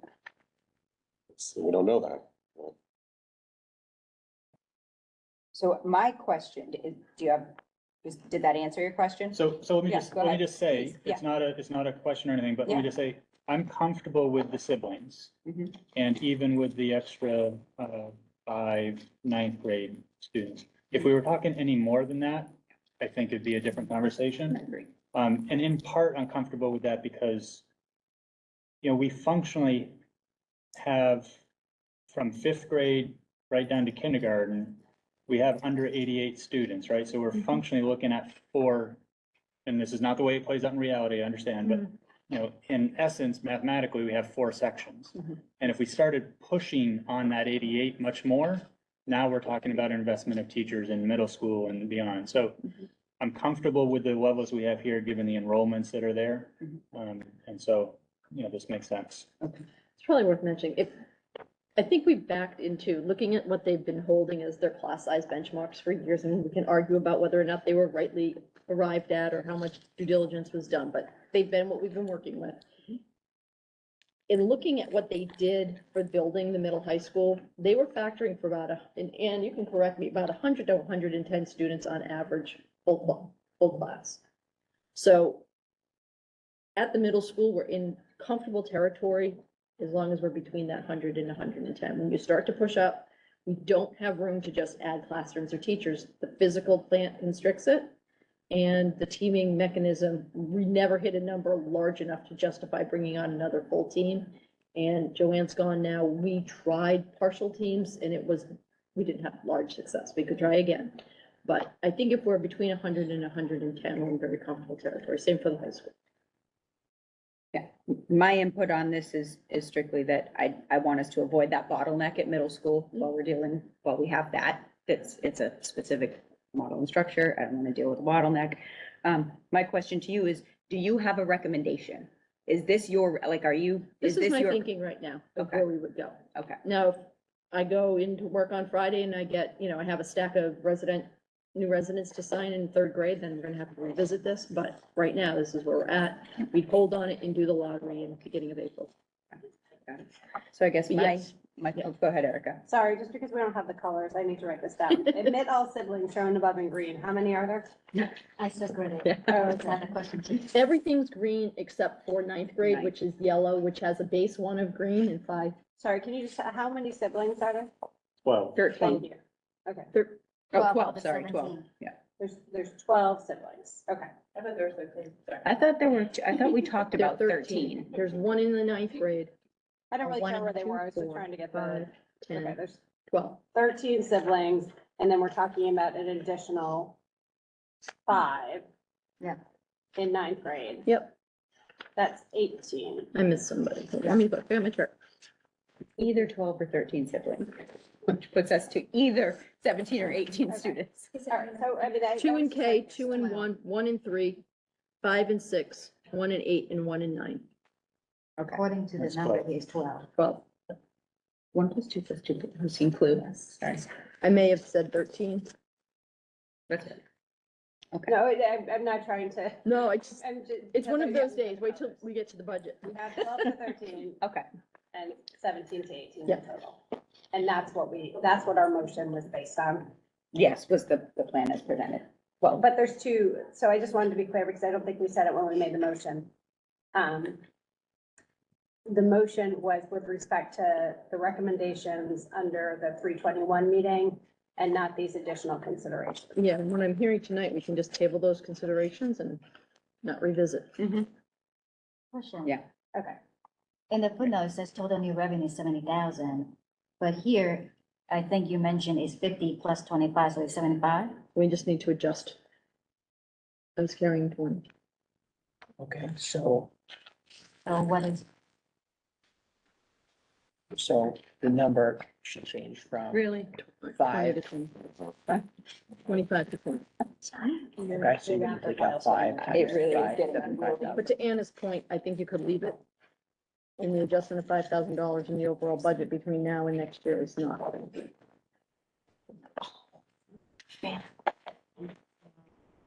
what does that mean? I think you mean that you just change this chart, the budget package is not gonna change. You're just gonna leave 5,000 there. So what I mean, Yes, but then your I total would, tally. you could leave the 25 or you could just do 25. What's easiest for you to execute in the budget? I mean, we've got a budget document, it's ready for a vote, I would recommend. Do that. We do that, Make but, it match and as Chris said, you can have students come or go, well, not go, but go. So, we know that there's changes and you can get incremental revenue on top of the 5,000. So that's my recommendation, so we can make sure we exit with the budget, but I'm also, given the amount, I'm not, it's $5,000 that we're talking about. I'm not. Yeah, I'm not concerned. Shall we move the vote? Does everyone have What are we voting? To approve the entire 17? 17. 17? There's no other option. That is the motion on the table right now, so we will move the vote. If it doesn't pass, then we can, yeah, we did. That's why we're in discussion. Yeah. Yeah, if it doesn't pass, then we can, someone else can make a new motion if it doesn't pass. So I guess, anyone else have anything to share? I guess I just feel like Move the vote. move the vote. Okay, all in favor? All opposed? I would like to vote for the siblings, So but now that, Essentially what you're doing. but I don't want to vote for the 5. then you have to vote no. So is that a no? Or you could abstain. I don't know. Let me think about it. There are 6 of us voting yes, so really just choose no or abstain. No, but it actually states what my principle. It does, it Yeah. does. You could abstain based on, Abstain, because I need more data. Okay. The motion carries. Thank you. And as I'm processing it quickly, keeping it at 25 with the, I mean, now this is our target. To your point, Chris, where we land in August in terms of people committing or not committing, and then us getting people from the waiting list. Sometimes it's an imperfect science, so the 17 could end up being 15 in the end, but this is the target that we're going for. Okay. It won't end up being more than 17, right? No, we voted for 17, we won't exceed 17. Yeah, we won't extend. Yeah. All right. School choice, check. Budget update. Okay, same Good document. Hold on. Stuff in the memo. That's. Yeah. Yes. Tell me when it's. So Avi and I were doing some things over the phone and I was doing school choice and so we apologize for some of it not syncing up, like the 25 versus the 20. And when we went through today, after we got off our call, Avi's like, "We kept wanting to quote that number." I'm like, "Oh, I'm looking at the number." He goes, "Oh." So we went through and just did another check and the numbers in the budget document are accurate. The transference to the memo has some It's just, glitches. And what we tried to do was create a master where we were, where we are, kind of reminiscent of what we looked at in scenarios. Got it. So do you want to start with the more detailed version or do you want us to give you the high level and then go to the detailed in terms of the budget? Let's do that. Okay, so the good news, and Avi will walk you through this page, which is the very front page of the 2-page packet. We have really good news because healthcare, like we predicted, March 21st, we have a final healthcare number. Ratification and finalization of the contract allowed us to make actual projections based on heads at this point in the year. So there's a significant there's a significant reduction coming from those 2 key drivers. I love that it's a reduction, but I also love that it follows what we've been trying to explain throughout the year, which is healthcare and our personnel line are the key drivers to the budget. And where those fall dictate kind of the rate of growth from year to year and impact. So it's really less about breadth of the program right now as much as it is about those two key drivers. So Avi can take you through where we landed. We also are getting later into the year and starting to learn more about comings and goings for next year. So we were able to fine tune some pieces there and use one of our expiring resources in the ESSER grant, but we can get into those details later. Avi, you want to take them through the big categories? Sure, I think, I just start with the fact that we have spending and then we take our spending, we deduct non-town revenues to come down to figure out what the assessment is, which is the impact of town. So just starting with the spending, we're looking at $486,000 change for the better or reductions based on savings without actual cuts. Pam talked about the high level sources of those items. It breaks down into 330,000 on the personnel side, 131,000, which is entirely health insurance on the operating side. And so that's bringing our spending down to a number of 2.85%. We've already been talking about the fact that our average spending over the past many years is in the low threes, well below 3.5% target. So this is just going to push that average down even further. I know we had somebody say, we've been talking about 3.5, but we're consistently over this. On the spending side, you can see we really have a very conservative and stable level of spending for multiple years. When you factor in the revenue side, we did part of, at this time of year, we are trying to do all the updates that we can. We did think it was appropriate to bring our Chapter 70 revenue down a little bit. We had $60 per pupil, which is the minimum aid that they had last year. At this point, early comes is that will be $30 per head. We know that Chapter 70 is still ongoing, but we think it makes sense since that's already been declared to update that. What is Chapter 70 again? Oh, yes, Chapter 70 is the number one, the main source of state aid that state provides to all school districts. For us, it's really a very small percentage of our budget, around 10 to 15%. So that's going to send us in the opposite direction of just $35,000. But when you knit those two together, we're looking $450,000 reduction to assessments. So you can see on the chart how that breaks down, and of that $450,000 savings, $284,000 accrues to Manchester, and $167,000 of savings in the assessment would accrue to Essex. The personnel growth at this point with the updated budget is 3.25%. We're really happy about that, and I think we talked about the fact that we have now rolled through all the detailed numbers and name by name for the new grids that are coming through the contract, which Kate had summarized earlier when we talked about that. So that's helpful. And we also know that we've eliminated some positions through due to enrollment. So that's part of the reason why we're able to hit that 3.25% number, which is where the budget is right now if adopted. Operating expenses are now. Can I just so just to be clear for people who are listening, that number is a combination of rate and head reduction. Yep. Okay, that's right. Thank you. Operating expenses are now at 2.78% growth. And you average that together based on the relative size, and that's how you get to the 2.85% spending growth. The assessments with that $450,000 savings are now growing at 5.09%. We were at 6.9% before.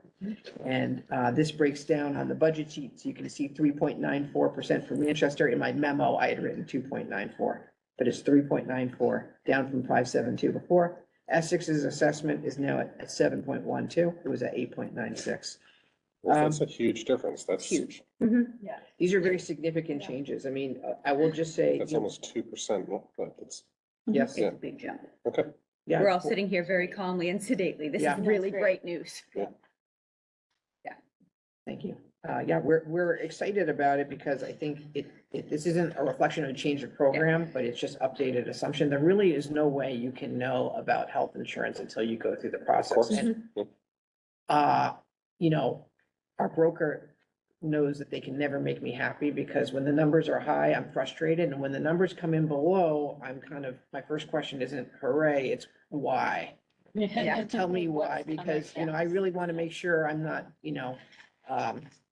popping champagne which I wouldn't do on the job, but when in fact we have a liability or something that we don't really fully understand. And what he has, what they have told us is that there are many folks who are still getting numbers of, that 10% rate that we had talked about. They told us 10 plus or minus 2. We started with the plus 2. So, we're having a good year. That's great news. And, we know that how we're doing for 24 does not portend to 25, but let's take it one year at a time. And we certainly don't believe we should raise the number now to fund fiscal 25. So I think we could see that this would start to regress towards the mean. That's what you expect in fiscal 25, but for now, it's a lot of savings, to Chris's point, $130,000 just from that alone. With the caveat that we're concerned. We are making real-time adjustments in the budget this year, so it's to actual. So it's a stripped down number. So if we anticipate a little, backlash in the rate next year and not knowing exactly where our heads are going to land, Could be the there's a effective little. percentage next year. It could be a much bigger bump percentage wise. Yeah, it could go, that's right. So just to Pam's comment before about rates and heads on the personnel side for health insurance, we know we've got a 3.9% contracted. We were waiting to get it officially in writing. What we don't know necessarily is exactly how many heads will be on the plans. We offer it, per statute and per, to anyone who's over 20 hours. It's all school committee policy and statute are the combination of how that works. So, there could be changes there. We also have new hires coming on at only 70-30 split, whereas existing people are 75-25. So you could have some positive changes there. Sometimes you have new retirees who add on heads. If you don't have, you just have new people with maybe the same people who were on the program as the year before, plus new retirees. Sometimes you could have savings because more people are moving on to Medicare. So there are intra-year changes that we continue to monitor. So when we do our budget to actual adjustments, and we've done 2 of them already, that's one of the reasons why you can see mid-year changes to healthcare. I tend to look at the first update in October as a real sense of how are we doing. The 3.9 is not going to change, but what will happen with all the mix of people, I think I'm a little more concerned about how we're set up for next year. It's much tighter because we just put the rate through and we don't have any allocation for additional heads. We'll hope that the savings come out and work in our favor. We'll just have to wait and see. So that's that number. I think big picture from a headline standpoint, I think one thing that's important to remember is, first, we're at an overall assessment growth of 5.09%. For those who haven't been paying attention for a while, that's still a relatively big number compared to traditional years. Why? We've talked about the fact that this is a year with an adjustment that we're making to catch up for the fact that first, we haven't been assessing at our target of 3.5% overall. We've been below that. We have been suppressing assessments by using one-time revenue from reserves, most recently last year, $520,000. So if we hadn't, this year, we are not doing that because we know it's not sustainable. We gave the towns essentially 3 years to say, this is something we'd like to fix. We can hold the assessments down for a couple of years, but not indefinitely.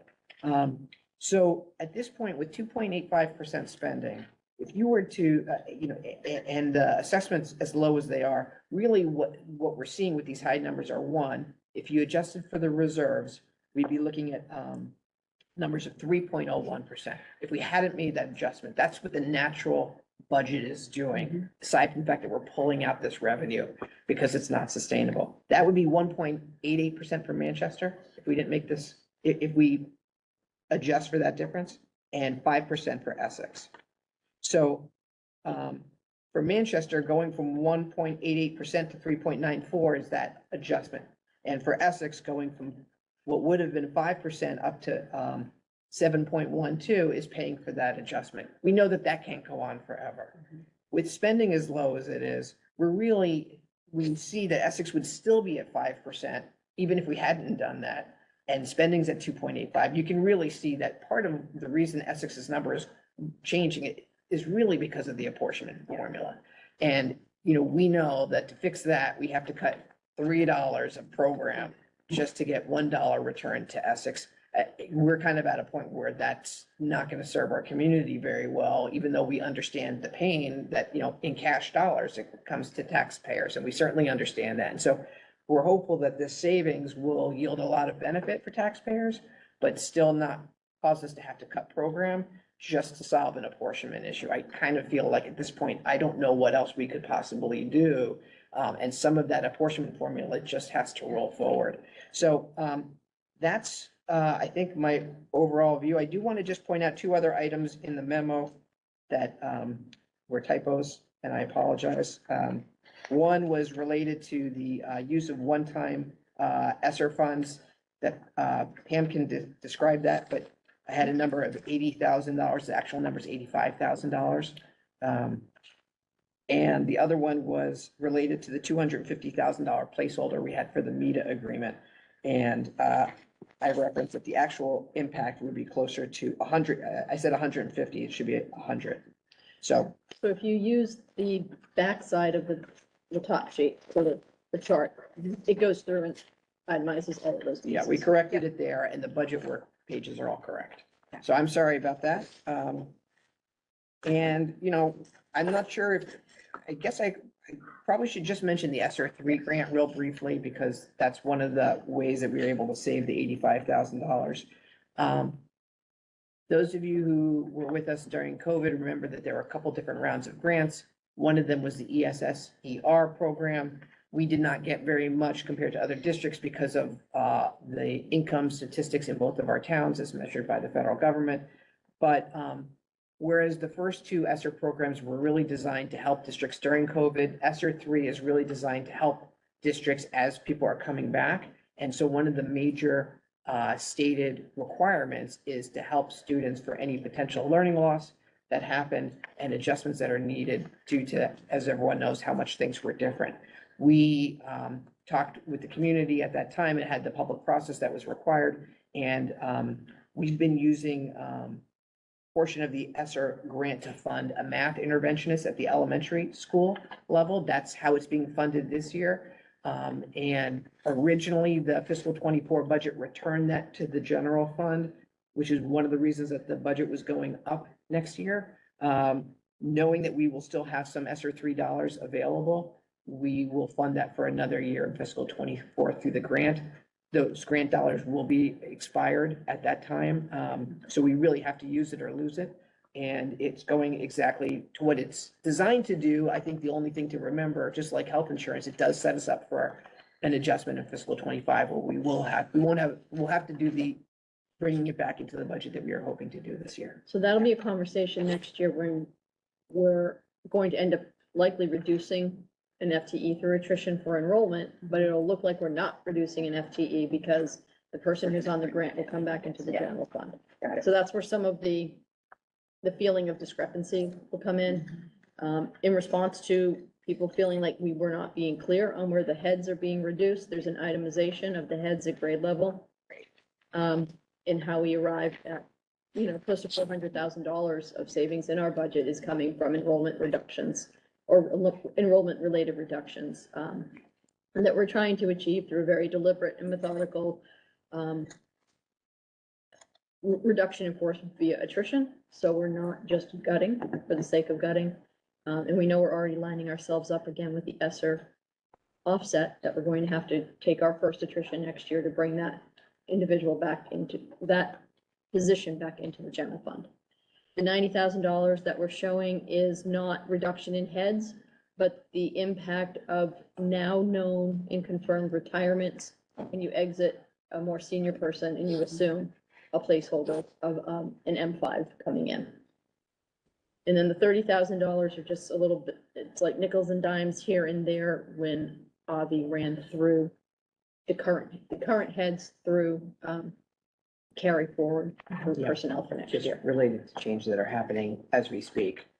Yep. And as I put in my note, personnel is going to go up and down. So I know we're looking for a very kind of endpoint number on heads, but with TAs and teachers, we're still working on some reorganization concepts.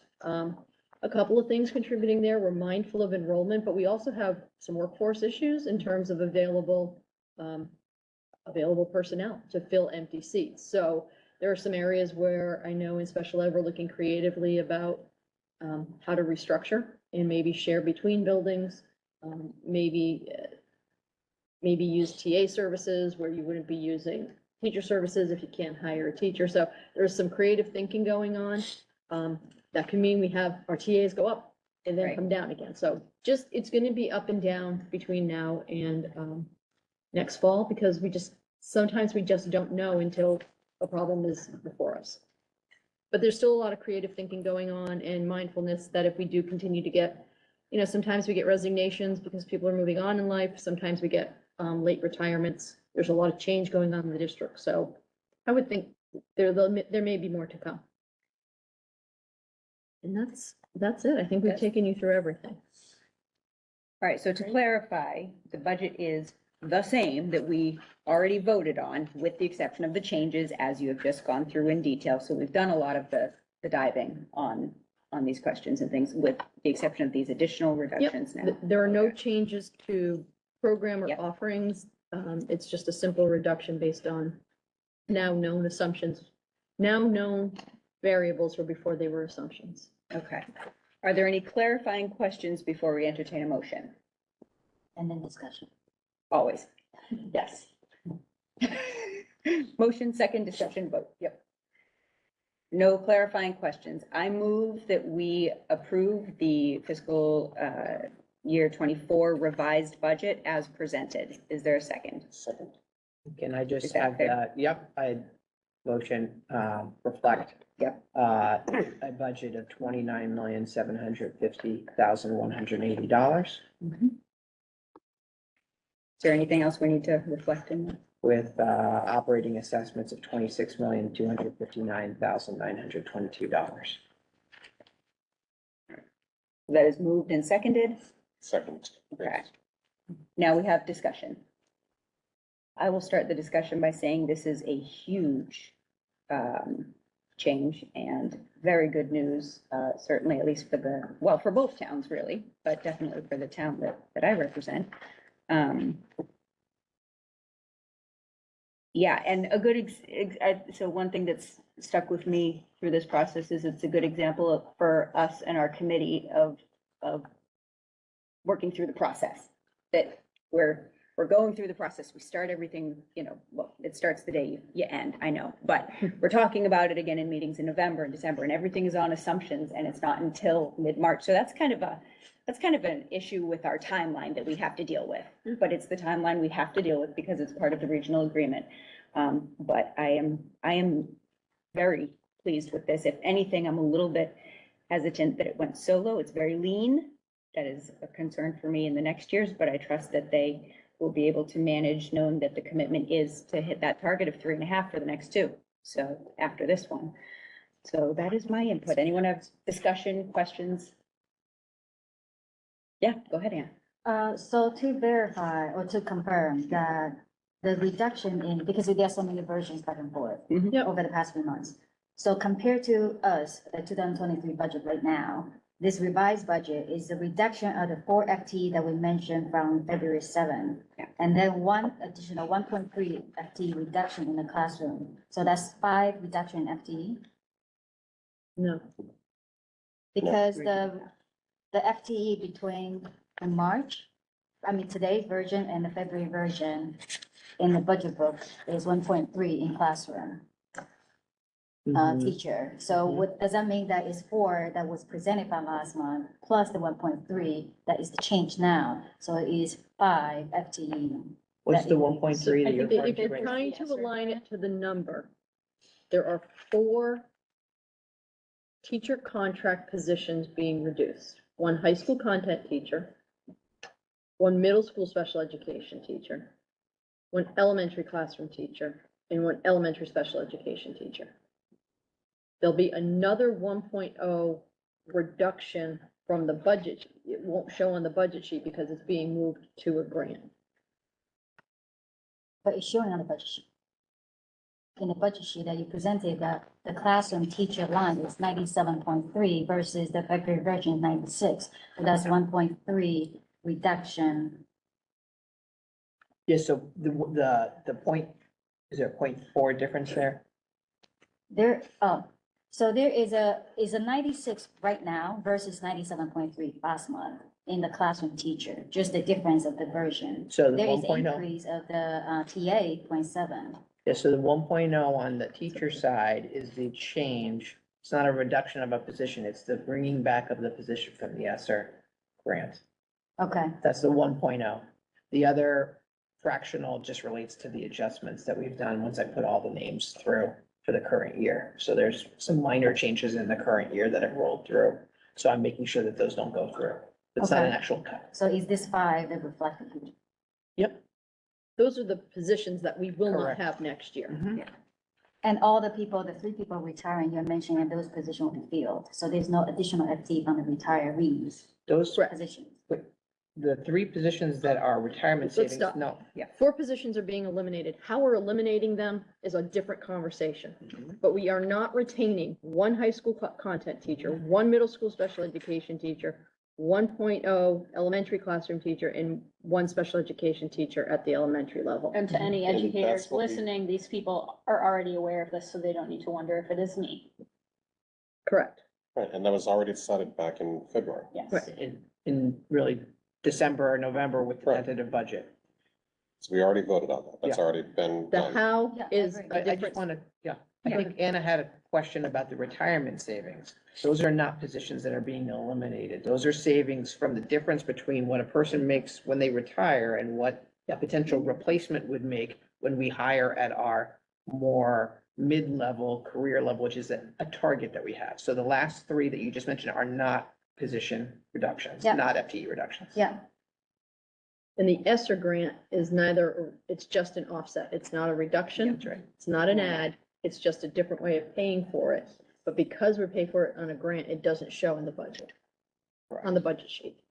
Right. we might want to make a footnote in the budget Yep, sheet on that. correct. page. Another, Go ahead, please. Yeah. another thing, since now the negotiation is over, and then the COLA that you mentioned is between 2 to 2.5 over the next 3 years. Something to think about is, and then I raised this last month as well, that, so the COLA is between 2 to 2.5%. The both towns, employees are getting 2 to 2.5% as well. Shouldn't we have it across the board to have 2.5 or 2% instead of having 4% for the admin? So I'm gonna call rabbit hole on that, because we've already dealt with the budget and, I mean, with the contract and voted on that. That's the haven't we? contract. This is the admin. It's not part of the union. Oh, you're talking about admin now? Yeah. Okay, I'm sorry. I didn't realize you were talking about admin at this point. Yeah, so comparing, so now No. the union contract is done. So to add context to that, when our teachers gain a year of teaching experience, they move along the salary grid, which is standard across public school districts in Sure. Massachusetts. It's not our design, right?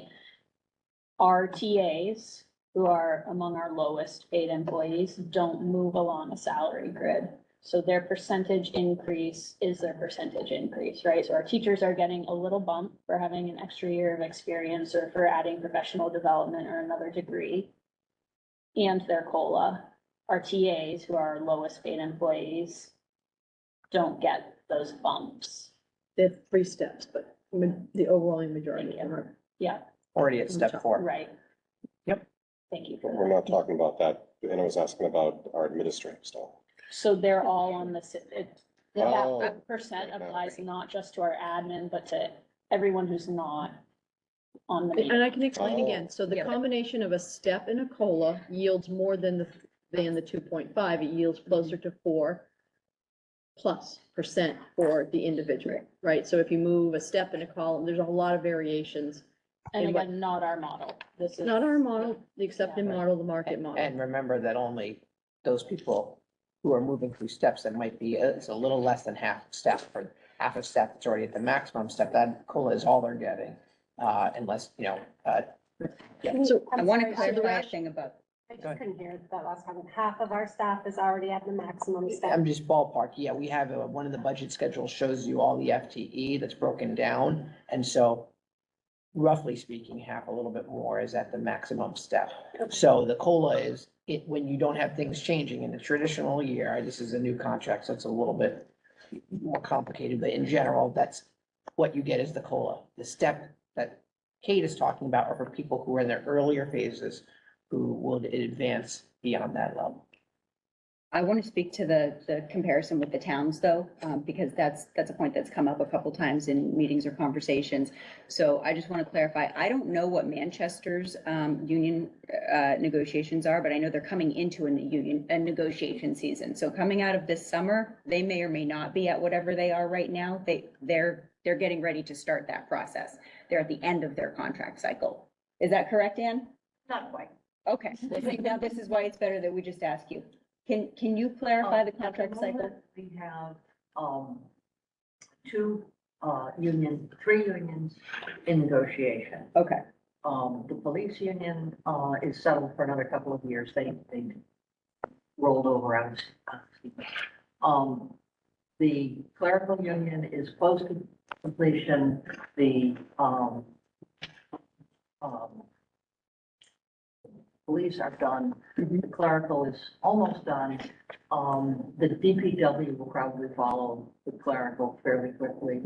But they are still negotiating, and, it's unclear that we will ever have a contract with clerical. Got it. Okay, thank you. And the That's helpful. rationale, and I'm happy to share what we had shared earlier, which was the rationale for setting the non-META folks at 4% was the fact that META members with their combined COLA and salary step and scale over the past 4 years have grown on average 4% a year.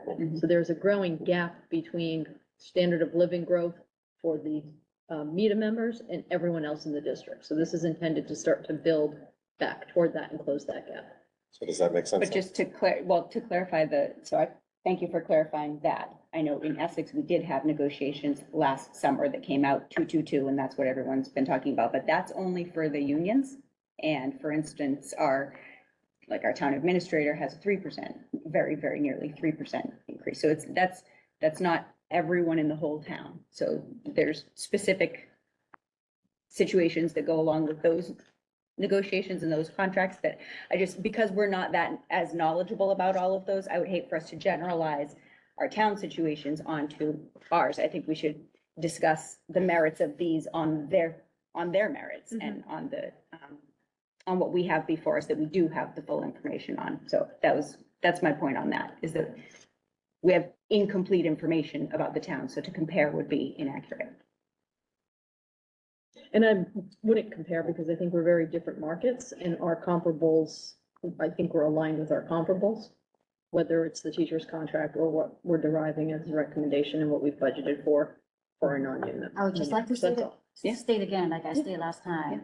I even think 4% is too low. I authorize my organization more than 5%. So that's not what I'm arguing, is the perception. Yep. Those towns are funding us. Like 85% and 90% of the money is from both towns. And if we are. I get it. I get it. That's it. Yeah. And I appreciate Something that to you bring think that up. Yep, absolutely. I just have a clarifying question. We're just voting on the revision part of this, right? We're Correct. voting on this as the new budget. Based on Based on these revisions. Right, okay, Yes, so any other changes, like if we were to entertain any other changes to that, that would require a new motion. Got it. Thank you. Do we have any further discussion on this? So I feel like I have to raise this point. Anybody who's been listening in to the Essex Board of Selectmen and the Essex FinCom knows that there are concerns being raised in Essex about the cost of our budget. I think that it's important that we consider those concerns.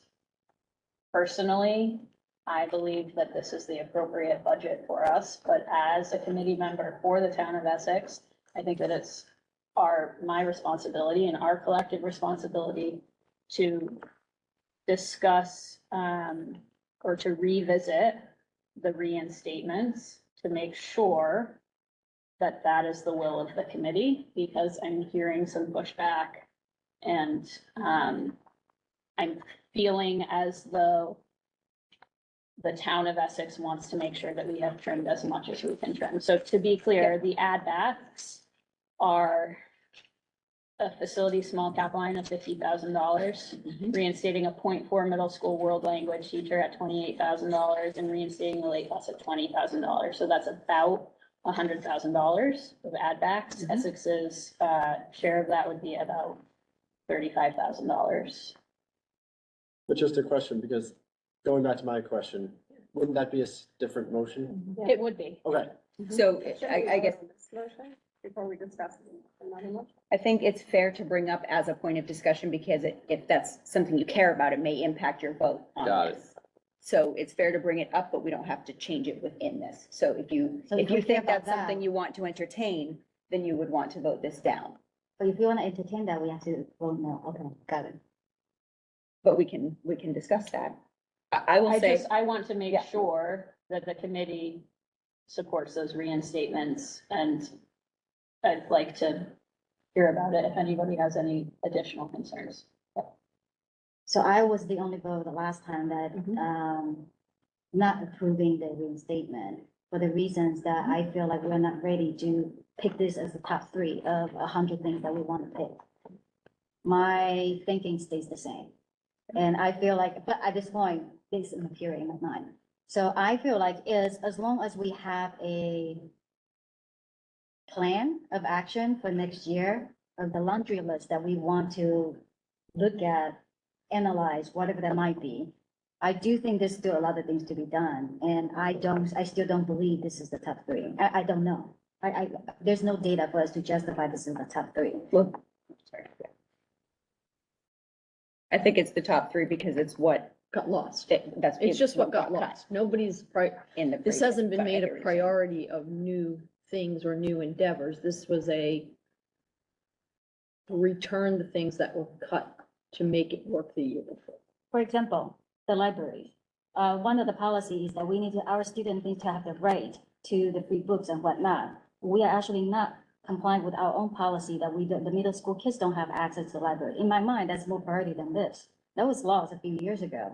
So if we're only reinstating the recent loss, to me, I just feel like we are not prioritizing things to where it should be yet to make this decision for me. Understood. That's fair.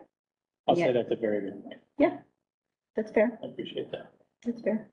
At the same time, we don't have a choice to push this out any further. Like, we have to leave tonight with a budget voted because with the regional agreement and our timeframes and our town partners, town meetings timeframes, we will have to vote on a budget tonight. So, but that is a fair point, and maybe one of our summer list is growing, but maybe one of our summer list items can be to look at what are other things that had been lost over time, and is that something that we We had account for? stated that we're going to, hearing the feedback on the library, I think there's a lot of different schools of thought on what the library should look like. So to just add back a librarian classic, I don't think is recommended. Yeah. So there's discussion, and it was put in our plan of action for next year that we're going to convene a group to study library K-12 and how it can be best organized. So I think there could be some movement on that. That was just an I example. don't think I've heard an appetite for direct adds of FTE back to the budget, so that's a whole different point of discussion. Yeah, for sure. Yeah. And since we're going down the library rabbit hole, I agree with Anna's point. And I've made it in the past as well. And I think we've talked about the possibility of looking at if there's some way, as we look at how we're organized next year. Seems to me that without adding a full-time employee, we might be able to find a window of time that middle schoolers could check out a book. And I think we talked about the possibility of. Sure. Thinking about that, or at least having that in mind when we're setting your staffing priorities. But to Kate's point, I appreciate you raising it personally. I think that we've reinstated very modest things that what I hear from the constituents I've spoken to is they want more, not less. So I'm still of that opinion, and I wouldn't be inclined to reconsider 98,000 in We had store cuts. The store. D. One sec, did I see a hand over there? No. Okay, all right. Go ahead, Anna. Yeah. So I totally agree that we need to do more, not less. But the question then is, do we have to vote to reinstate these three specific things? You already did, unfortunately. I was gonna say, Not can- unfortunately, Well, I we mean- went through a whole process with that. There was nothing unfortunate. And it didn't vote. And it didn't. So I guess I want, we're kind of getting a little bit in the weeds here. I think my question is more Yeah. along the lines of straw poll. Right. Would the committee support a budget without any of these reinstatements? No. No.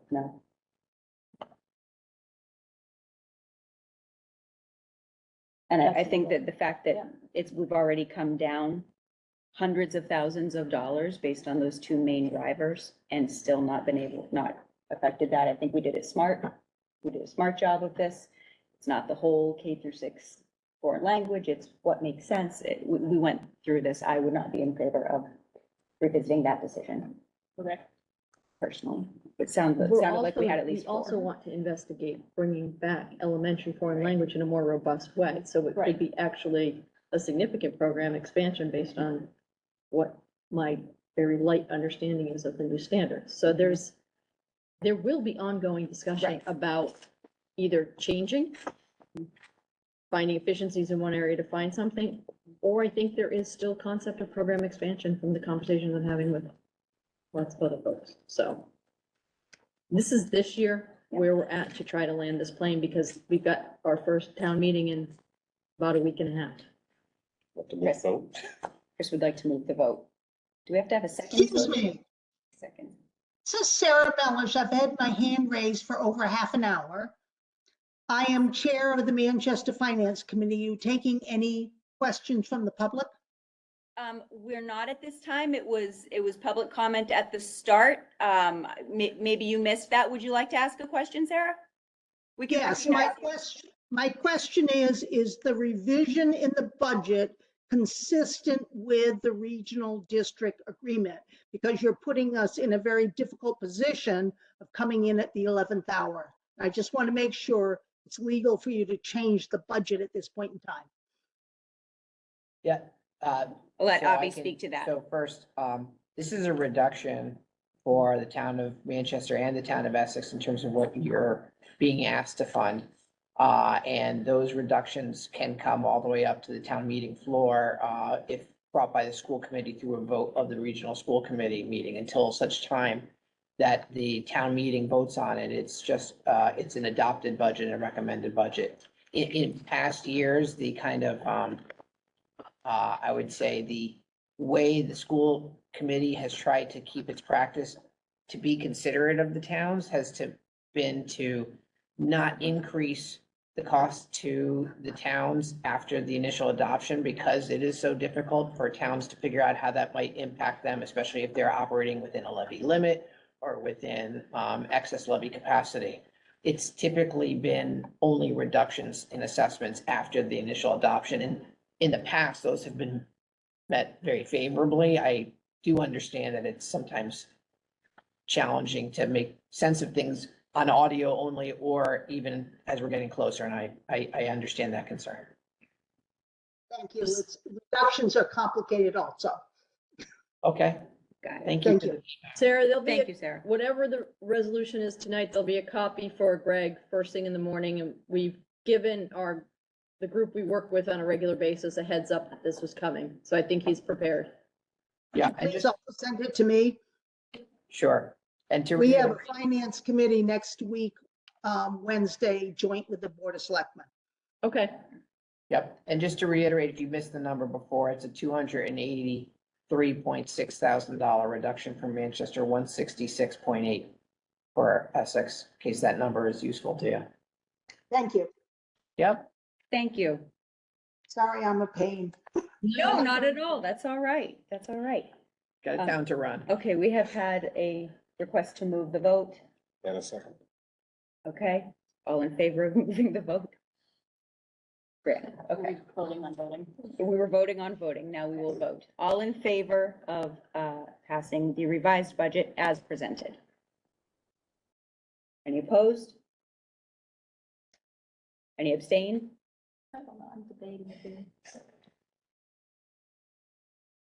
I'll vote yes, because it's the same as what it was before. Just lower? I support the lower budget, let's put it that way. Yes, got it. But That I is do a- not, but I do not That's fair. support the priority of the reinstatement. And that's something we can Yeah. talk about over the summer. I think that's fair. But in the moment, I think we should celebrate for a moment because that is a unanimous vote to approve this. Yeah. Bobby's champagne Still working, sorry. will be coming. Gotta get it passed too. So thank you. And I know that I know Essex has a couple meetings, BOS and FinCom this week as well. We'll get all that information out tomorrow, right? Yep. Okay, all right. Wow, okay. It's only So- 8:30, guys. Well, don't worry, because we have to go back to the beginning and start our agenda over again. But it'll be considerably easier now that we have done all of those things. So consent agenda, which we typically do at the beginning. Well, I have to say it. So the consent agenda includes acceptance of warrants for vouchers 1049 and 1050, the minutes from the February 7th, 2023 meeting, and the approval for student travel for the Spanish Lit students to attend a play in New York. Is there a motion to approve? Motion to approve. Is there a second? Second. Any discussion? All in favor? That is unanimous. The motion carries. Subcommittee reports, I think we've covered just about everything except that within facilities, there would be commentary on the statement of interest. You have it written Working here. I didn't fast write it. and Okay. furiously. Okay. I had put in my comments that the hope was we had a draft. We have pieces of the draft, we have to blend it so it makes sense to other people. So, that will be probably our only agenda item for our pre-meeting on April 1st. So our next meeting is the early meeting at 5 o'clock ahead of the town of Manchester, town meeting. So this will be the big ticket item on that agenda. We That's don't have 5 any other o'clock? presentations or anything. Typically, we start at 5 or 5:30, depending on how many agenda items we have. Okay. So That's just, on the 3rd, right? Yes. so just a quick question on that. Did I say April 1st? I'm sorry, Monday, first day of the week. April Fools. That's my birthday. It's not that day.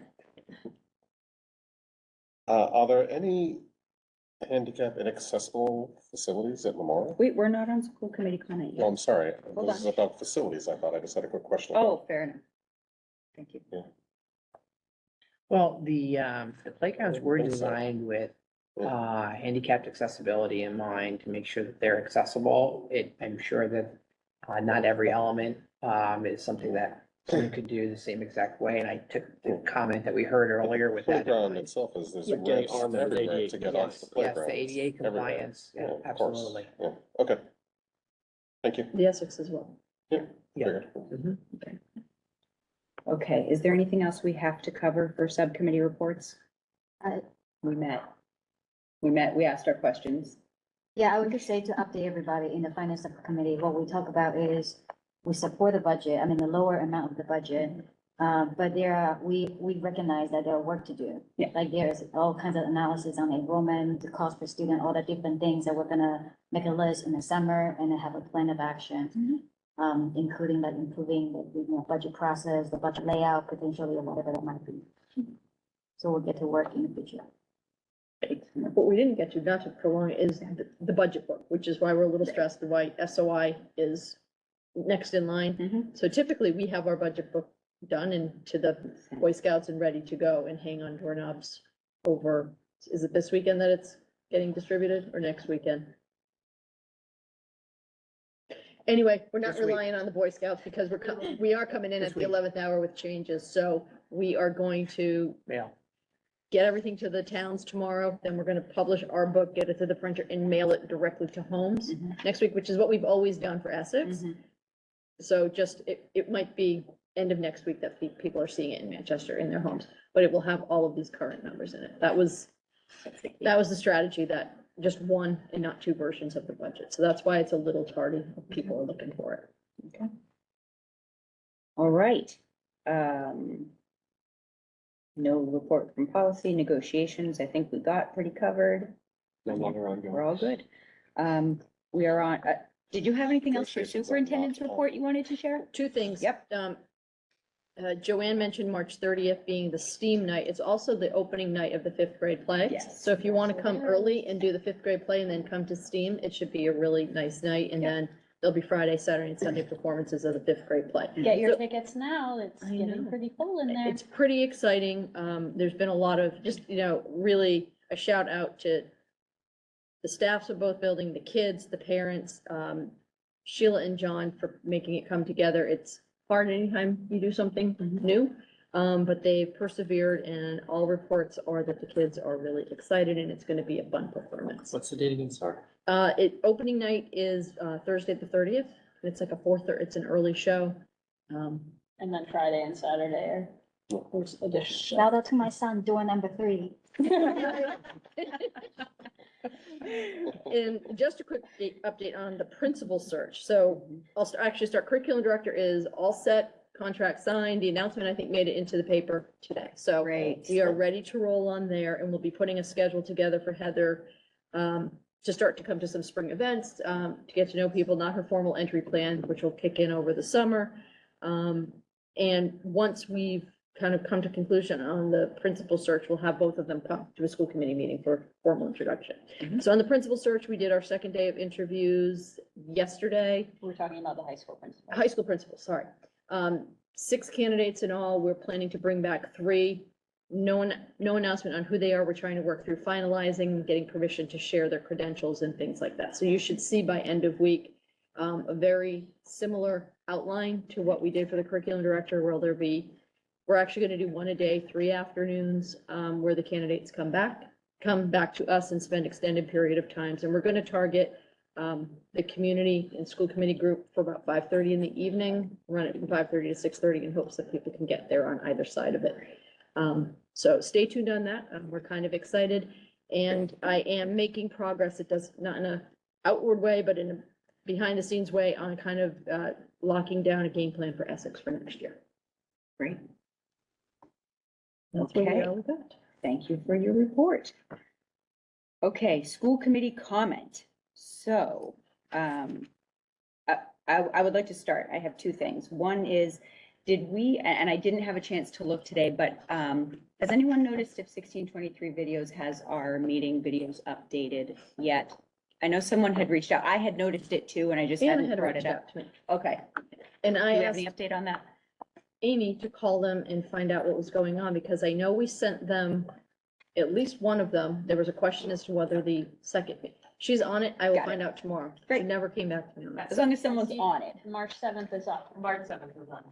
Oh, great. Yeah, Okay. 7th, yeah. Okay, so it's Is been February updated. 7th there? Because I had heard March February. 7th is up. Yeah. Okay, yeah, because the last time I looked, it was, again, it was the end of And if you January. get that, Just like, we download it and ship it off, so just sometimes somebody's out, it just sits there, so if people are looking for it and it's not there, just let us know and we're happy to give them a call and push them to get that up. And then my second thing, sorry, my second thing is I don't want to open a whole can of worms for a 2-hour discussion on it, but I think it's fair, given that we had considerable number of people who care about an issue, talking about the movie situation. So just to, I know we all got the response that Pam sent. We have but the way I'm seeing it, I guess I'm interested in your feedback, is it seems like we have kind of 2 parallel tracks right now. We have one with a specific ask because of a specific situation, and that specific situation is following a path potentially toward, yes, potentially toward the review being the next step of in actually following the process of complaint about a curriculum material. But the parallel part of that is the request for a policy, and we also have a separate policy for how to create policy. So I think it's only fair that we, as a committee, decide, what do we want to do with this? Do we want to entertain that right now? Do we want to put it with the rest of the new business, which we have, which is to triage over the summer? I think we have to say something about this and address it. I will say my inclination is to say that what we've done for the things that have come up, things that committee members have cared about all year, is said, this is new business, we're gonna put it in the priority pile for the summer and look at it then. That my inclination is to keep consistent with that and do that, but I also think that, for me, but again, I'm not requesting this, I'm waiting until, if it's the will of the committee, it might be helpful for us and for the public to have a better idea of what the actual process is, because it seems as though none of us are real clear on it's clearly a managerial decision at this point, but I don't know what criteria are used for making those decisions, for time, how many times they're allowed, what's the process of, if it's actually a program thing versus whatever it is. So that's just something, that's what I'm musing over, and I'm interested in the committee's input on this. But it's not a managerial decision because the school committee creates the policy, right? Or do you guys? No, so it's, so we create the policy of how content, or in this case, is like, it's decided, right? But then you and then as teachers then execute that policy. We do not get involved, like, it's not gonna come to us and say, we're not gonna ban a movie. That's what I'm asking. Who creates the policy? Is that a school? We committee? create the policy. But we Yeah. don't have one currently. Right. That's the point. So that's why I'm thinking of the parallel path here. Go ahead. Don't have I one? would be disinclined to have a policy. I think if we're gonna have a policy about movies, then are we gonna have a policy about books? Are we gonna have a policy about, I I think mean, that's a really concern, yeah. That's so my concern as well. I think we have to recognize that, well, two things. One, to the extent that there's a practice that's supposed to be followed by teachers in deciding how to use certain things, we have to make sure that's being followed, and I think that's for Pam and the administration to sort out and make sure that's done right. I mean, I've heard a lot of different things tonight, maybe it wasn't always, whatever. But when we're talking about curriculum, my position is that the teachers, that's not my role. I'm gonna trust the teachers, and if in an instance something's not being done as a practice prescribes, then that needs to be taken up the ladder, but I'm not gonna create a policy about what books can be read or what movies can be seen. I'm sure I'll get a lot of letters. Well, I think it's for us to discuss whether we wish to entertain creating a policy. That's what we're asking here. No, I think I'm similar to that. There's a process in place. One of our jobs is to evaluate Pam. And Pam's job is to make sure that the process is being followed. So therefore, we're already kind of doing our task. So I don't think that there's a need for that additional way. I see a disconnect. I think that, the missing piece is that there already is a policy in place for complaining about curricular materials. And I think that we need to lean on that policy, and we need to make sure that we're staying true to the letter of that policy. But insofar as writing new policies that govern what materials can and cannot be shared with students, I feel like that is out of our purview. And I know that the end phase of the existing policy is to appeal to the school committee. I think that a lot of people are saying that parents should have more say. The school committee is made up of elected officials. We have all been elected by our town members. They have had their say in choosing who is on the school committee. And I know that anybody who followed the school committee contest in Manchester last year knows that somebody ran based in part on giving parents more say about the materials that were being presented to students and that were in the library. And I think that the town made a decision. The town voted, and we are the people who are sitting at the table. So my take is it's not just about people voted for us and then we decide. We also need to listen about what people are saying. Like, because as she mentioned that there were 90 parents from both towns expressed concern about this. So But 90 out of. But 90 is significant enough. 90 is significant. I was surprised. but- Yeah, so I think for us to ignore, like not say ignore, but I think we need to address it in whatever way that might be. But even if it's not a policy, even if it's whatever that might be, I feel like we need to recognize it because those are the people that we represent. And we should respect that and then try to hear the voices. So I have a proposal. I would propose, what if we consider this? That this is something being brought up it's clearly something that we need to hear and talk about. What if we let this process play out, given that this is a specific thing in this process? It may end up coming to us So I think beyond that next point. And then at that point, but in the meantime, I know for me, it would be helpful to understand what are the criteria that are used for determining permissibility of using these things. It might be helpful to just let people know what are the choice, how is the decision being made to begin with? I'm gonna go with I Team think Anna, my but we need more concern with information. us dealing with this at all at this point is that it hasn't gone through the Right. process that it's supposed to go through before we consider it, right? We have a Right. policy in place that involves starting at the school level, then going up to the district level, and then going to the school committee. And I feel as though if we invite a ton of, if we invest a bunch We of already have a policy. our time and energy into it at this point, then we are then inviting our time and energy to be spent on every issue that is brought to us out of the steps or out of order. Yes, sorry. So. am I saying The only something? Go ahead. recommendation I would make is that this is, aside from the policy manual, I would reach out to your MASC rep Mhm. and do a consult in terms of management of requests to manage school materials. I think there's a significant movement about, I don't know that, I'm not associating this request or this concern, because I do think there were some missteps in one of the cases that I shared that email with you. So I think we didn't follow policy or practice in one situation. I have a sense of why that's the case, doesn't make it right.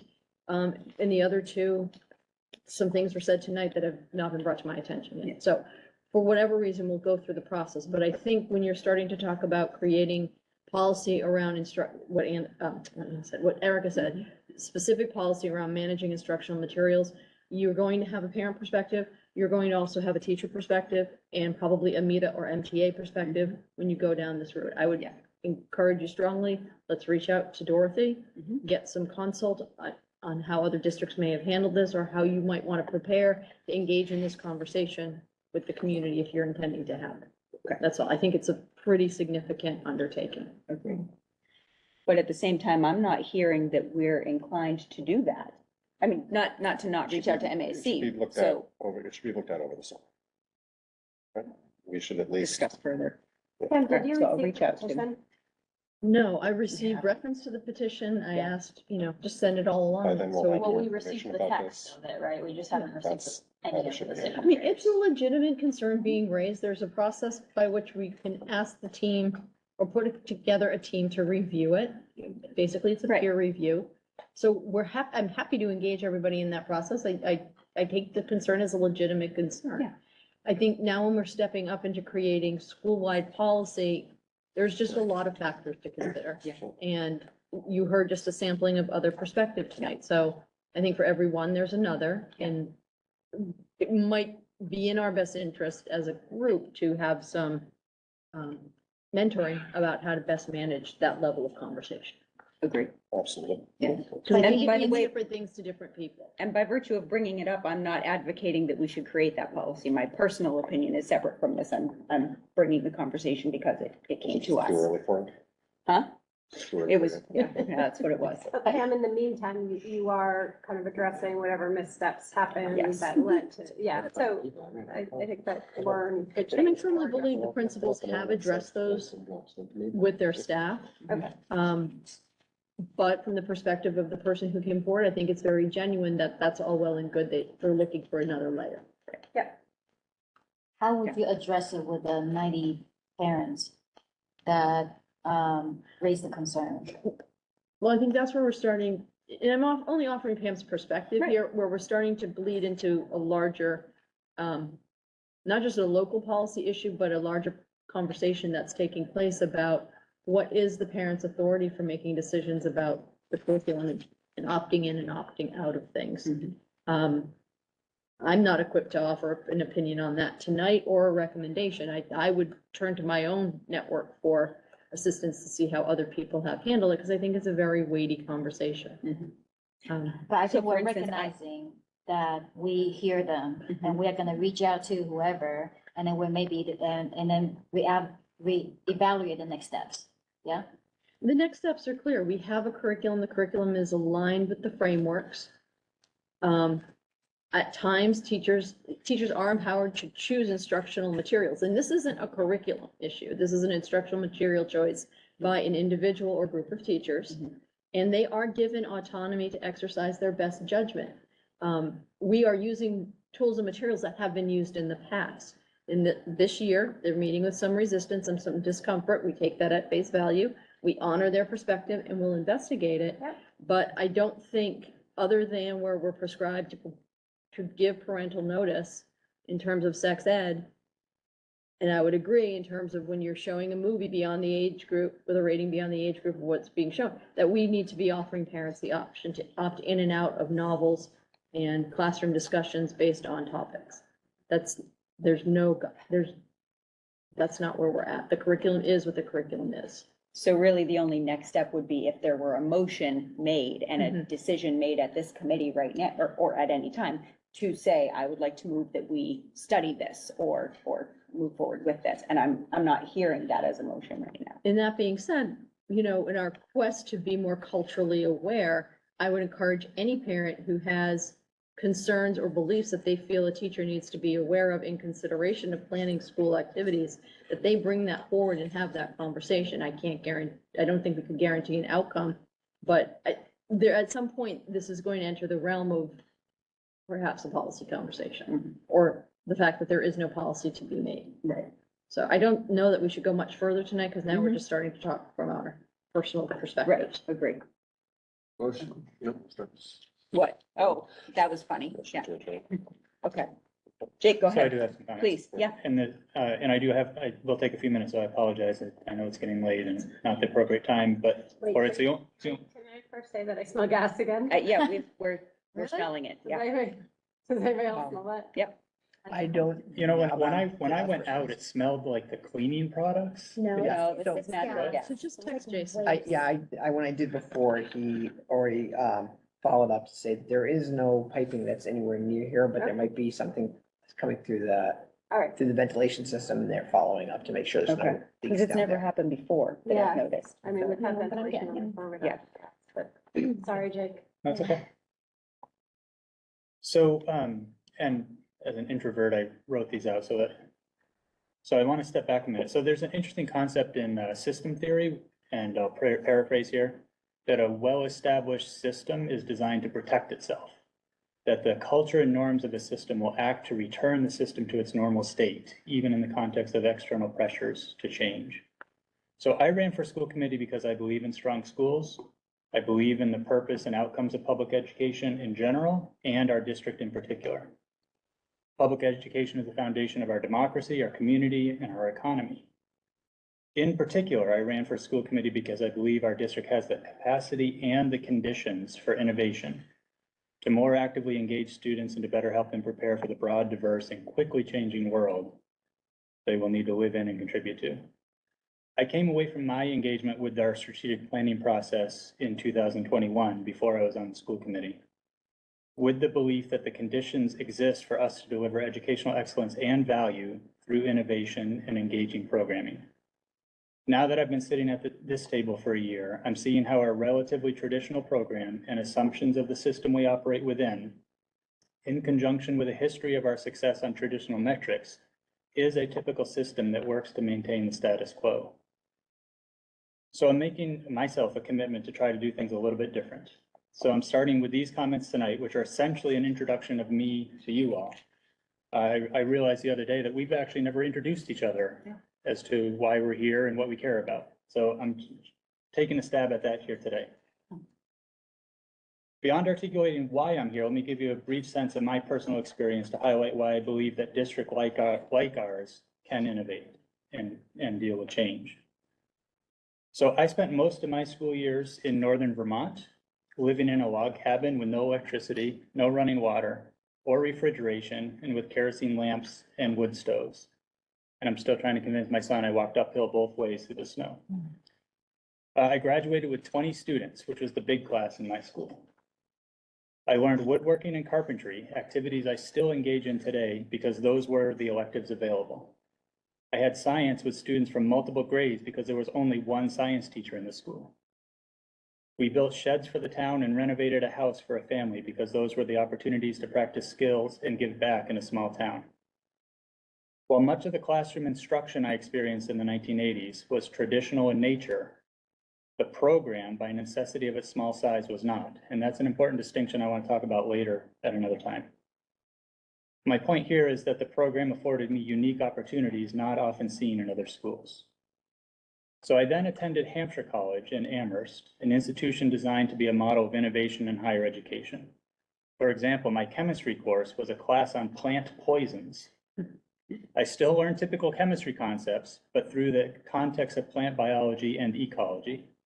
My transcripts only had grades from the scattering of courses that I took in the other institutions in the 5-college system. My Hampshire transcript was all narratives of the coursework I did and the research projects I undertook. I learned to be a teacher through project-based learning, integrated classes, portfolio assessments, and team-based cohorts. I have since spent my career in public education working with educators, with schools, with districts, with museums and architects and others, all on rethinking education for students. And to be very clear here, I'm not advocating for anything for us to take up. I'm just sharing my personal experience here. But here is what I've learned throughout my varied engagement with different schools and contexts. First, excellence is not what we have, but what we make of the opportunities available to us. And second, an educational system will do its best to carry on as it is until it can't. If change is not planned for, change is typically quite painful. I've learned the value of taking the opportunity to make change in schools while things are still good. In many ways, this is counterintuitive, but if we wait until the change is forced upon us, it is very difficult to manage the positive effect. If all we look at is what we have, change looks like a loss. If, however, we manage change to maximize available opportunities, there is a rich array of possibilities to advance excellence. So while I had a sense coming into my service here on the school committee that change is coming and hopeful that our strategic plan acknowledges this, now that I've been here for a bit, I believe even more strongly that we should be preparing for change. The signs include things like increasing budget pressures and shortening override cycles, declining enrollment, technologies that are pervading our schools no matter the efforts we take to limit them, pandemics and remote learning, and the increasing demands of quickly changing world around us. I believe substantive change is on its way whether we want it or not. 1 or 2 failed override requests in the next few years might even be the straw that brings that on. We likely can hold on to our program as it is for a number of years, but I believe we are seeing the signs that will ultimately force us to make some sort of substantive change. So I'm supportive of this year's budget because I believe it will give us time to plan. It takes time to innovate in a relatively traditional educational system. I will be encouraging us to take advantage of the time this year's budget provides us to engage in that planning. That means talking about the big picture purposes and desired outcomes we have for students, budget allocation and program design, and how to effectively collaborate with a variety of stakeholders. It means we focus more often on implementing and refining our strategic plan, which, to be honest, has been a big surprise to me how little we actually talk about that here. That plan has some excellent foundations to build on, but which can only be successful if we are looking to innovations to ensure the plan has a chance. Many schools have done this, others are actively doing so. My experience in small schools over the years has provided me confidence that we can innovate even as our enrollment drops. We are not alone in these challenges and efforts. So I believe this is necessary work for both our students and our communities. This is why I speak up, why I ask dumb questions, why I choose to, put out potential ideas and encourage us to have big picture conversations. So I am excited about the team we have here. We have probably the dream team of a school committee that most districts can only hope for, given our range of expertise and backgrounds. And so I look forward to learning more about your reasons for being here and what you see for our district. Thank you. Thank you, Jake. For what it's worth, we typically do that at our summer retreat. Starts with but it just didn't this year. Where in Vermont? The very northeast corner, right, Northeast Kingdom, right, a mile from the Canadian border and New Hampshire border. I'm from Barnard, Oh, excellent. grew up in a two-room schoolhouse. Wow. All right, does anyone else have comment to make tonight? Sorry. All of that. Motion to adjourn. Second. That's me seconding. All in favor? That's unanimous. We are adjourned at 9 o'clock.